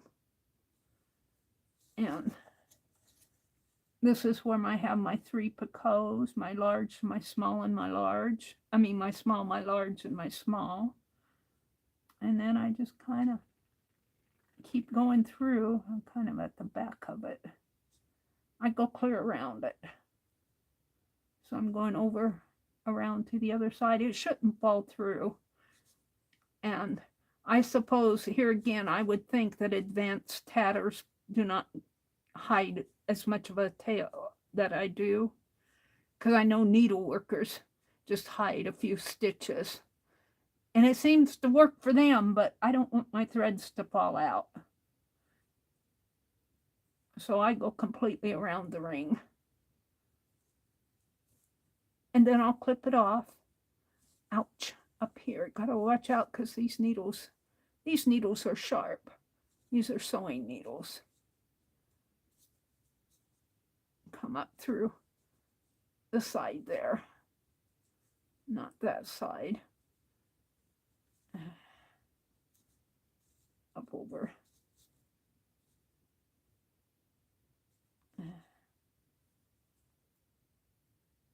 In here.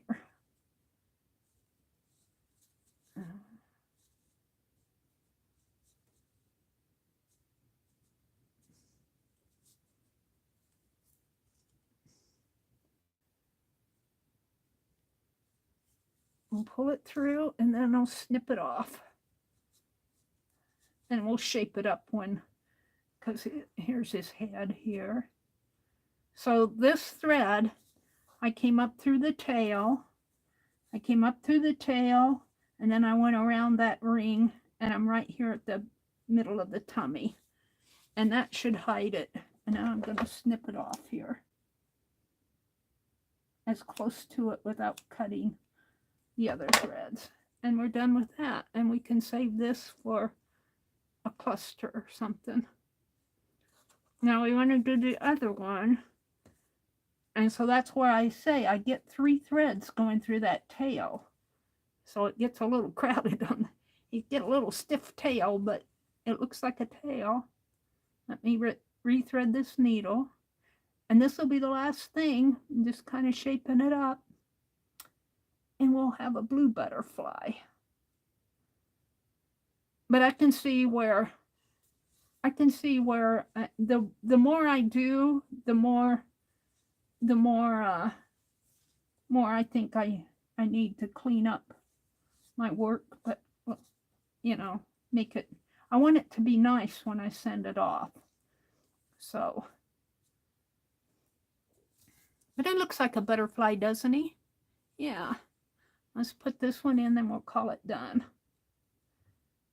We'll thread it through the tail. It gets a little crowded in there. And he's going in, barely. You see, he's not coming out the other side, so he's going through the center. And this time, I'm going to go around this ring instead of that one. So I'm going to push my needle over this way a little, if I can. Not poking my fingers. Push it in. This is the hardest part. And pull it through. But like I said, that tail has 3 threads in it now. And until you get this double thread through, it's got 4. I keep pulling that double thread through here. Hold on. Which one it is. Usually it's the top one, but you'll know when you pull on it.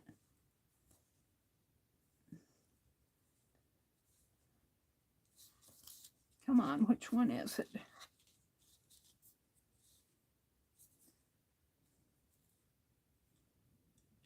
Is it knotted here? It's looped there. There we go. There's his tail. Now all I have to do is hide this thread. So I'm coming over onto the lower wing. And I'm just going to work my thread through those double stitches and around the ring. And I haven't read up on the proper way to hide threads, but this way seems to work. I kind of do it in sections. Go through the top and down the side and down the bottom. And pull it through. And an extra thread in there where I'm hiding my thread kind of stiffens up those wings a little. It probably wouldn't hurt to go around these too, but that's an awful lot of unnecessary maybe.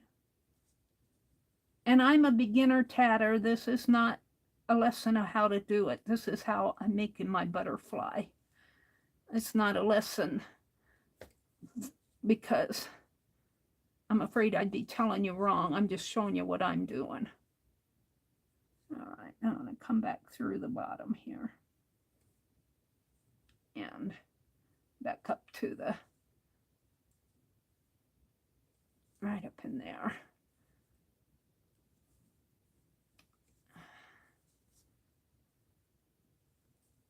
And I tell you, there are some beautiful butterflies out there. I was looking at some where they made a butterfly chain. They're small butterflies, and they must use a really thin thread.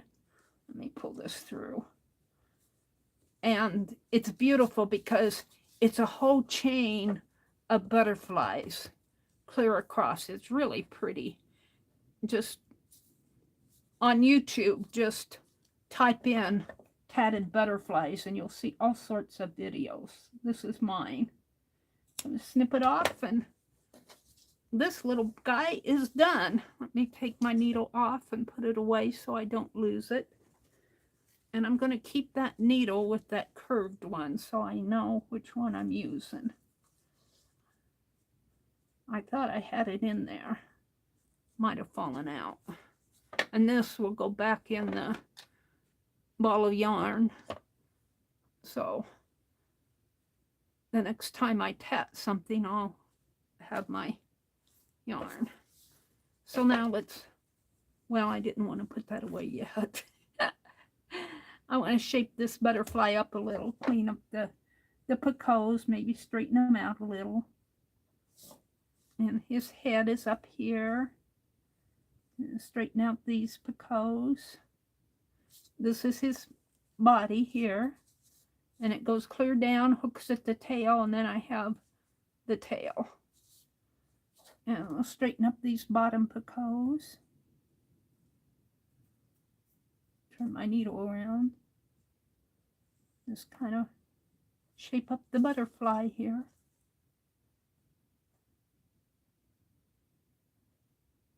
There we go. There he is. Now it'd be nice to make this a different color once I maybe do his head and his body in a black. But I'm not that advanced yet to change. When you change colors, I imagine you hide the threads. You hide the ending threads, like I hid the threads here, and then you start another thread of a different color, but you have to hide it too. So I got two butterflies. Two flutterbys. Let's put them on the dark now.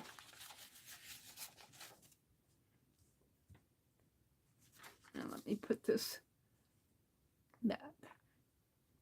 And I've got 18 people in here. Let me refresh my chat.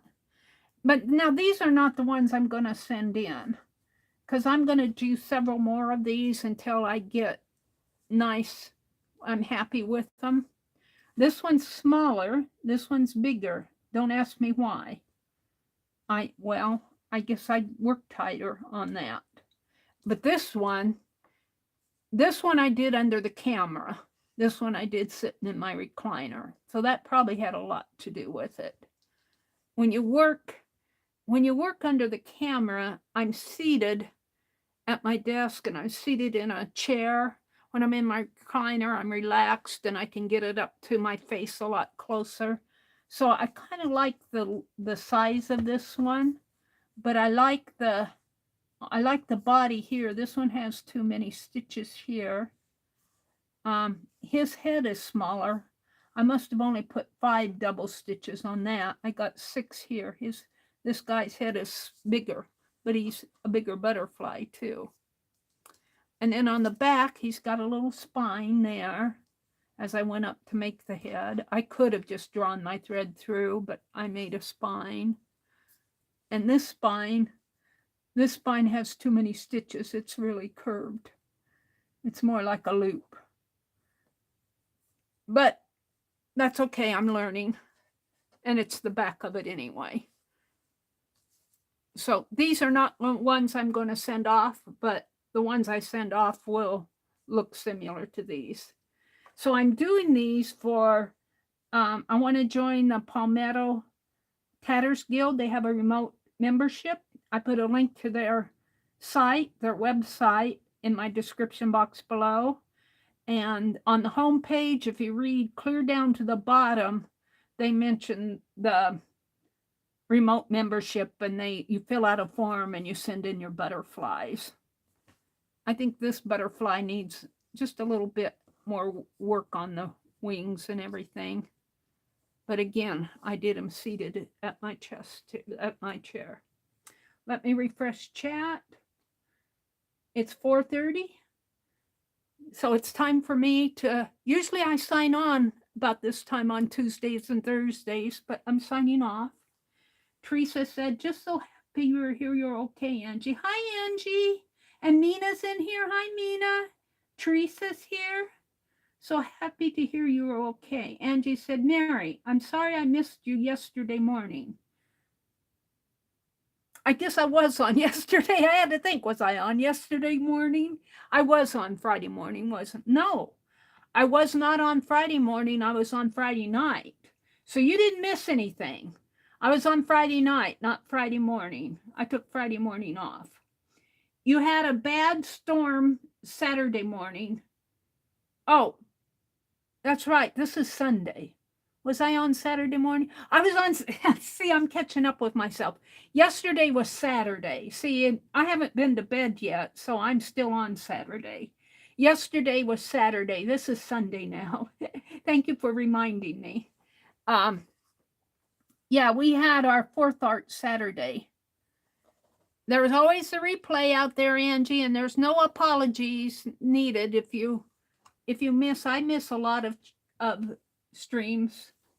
I miss a lot. Looks like there's an extra thread there. No, that's just part of the other side of the loop. He's okay. What did you said you had a bad storm Saturday morning at 3:00 in the morning. It took down the power lines, the trees, and all our power was out for 5 hours. Wow. Yeah, who was it? Somebody else had a storm. Was that you, Teresa? Was it Teresa that had the storm in your area too? I think so. Took down trees and... Oh, thank you, Teresa. I chatted a lot through it, but I kind of wanted you guys to see how I'm making my butterflies. And you know what? This is just beginner for me. As I get more advanced, I'll probably be doing prettier butterflies. You know, this is my beginning, and this is just me learning. And don't take it as anything more than that. Don't claim to be an expert at all, but I like the results. I'm happy with how they're turning out. Let's see, who else is in here? Teresa, Angie, Randy Rabbit. Hi, Randy. If you're out there, good morning, Randy. And Nina is here. You were reading email. Hello to everyone, Randy says. Good morning, Randy. I usually don't come on Sunday mornings, but you know, you guys, I did not sleep a wink last night. I was up at, what did I sign on here? Around 2 o'clock or 2:30 that I signed on. I haven't slept a wink. And I'm still going. I'll get tired pretty soon though and fall asleep. I got to be awake by 10 though. 9:30, 10. Here's where Mina came in. Raul is here. He says, I'd like to have a butterfly, Meri. Those are gorgeous. Well, I'll send you one, Raul. I still have your lady to your, I did that lady, what, I can't remember her. It's not on the tip of my tongue. Pretty little lady. What? Raul, who did I draw for you? Who was the lady? I can see her face. I can't pull her name out of my brain right now. I must be getting tired. Lori was here. Pink Girly. Rhonda was here. Rhonda says, very frustrating. I'm on my phone and it doesn't work. Something doesn't work for Rhonda. Trish was in here. Frustrating. Rhonda says, I'm back. I keep losing internet connection, so I may not be here long. Huh. We've had pretty good connection here. I don't have too much, but I'm on Wi-Fi, but I am using my phone, but I'm attached to Wi-Fi. I'm not using the mobile data. Teresa says, enjoy, Janet. See you soon somewhere in chats. Janet Nash was here. She's moving on with her day. Trish, Creative Trish, and Pink Girly. I'm just Stephanie G, Teresa. I'm just going up the chat here, seeing if I missed anybody. Stitch It, Pam, Stephanie G, Creative Trish. And I think I'm back up to the top because I'm where Trish said she's sending something to Janet. So I want to wish you all a happy Sunday. We still get one more day in the weekend. So enjoy your Sunday. I'm going to go to church and I probably will sleep a little, and I'll be back on at 6 o'clock tonight, and I'll probably doodle tonight. I promise you I won't tat. I thought that if I tatted late at night, nobody would be here. You guys found me. It just amazes me. So have a great Sunday. Tomorrow's Monday. I'll be on at 6 o'clock tonight. Monday, Janet Nash comes on at 9 Eastern, and Dee Dee comes on at 8:30. And we'll go through that whole schedule later tonight. A lot of people come on Mondays. Enjoy the rest of your weekend. Bye, everybody.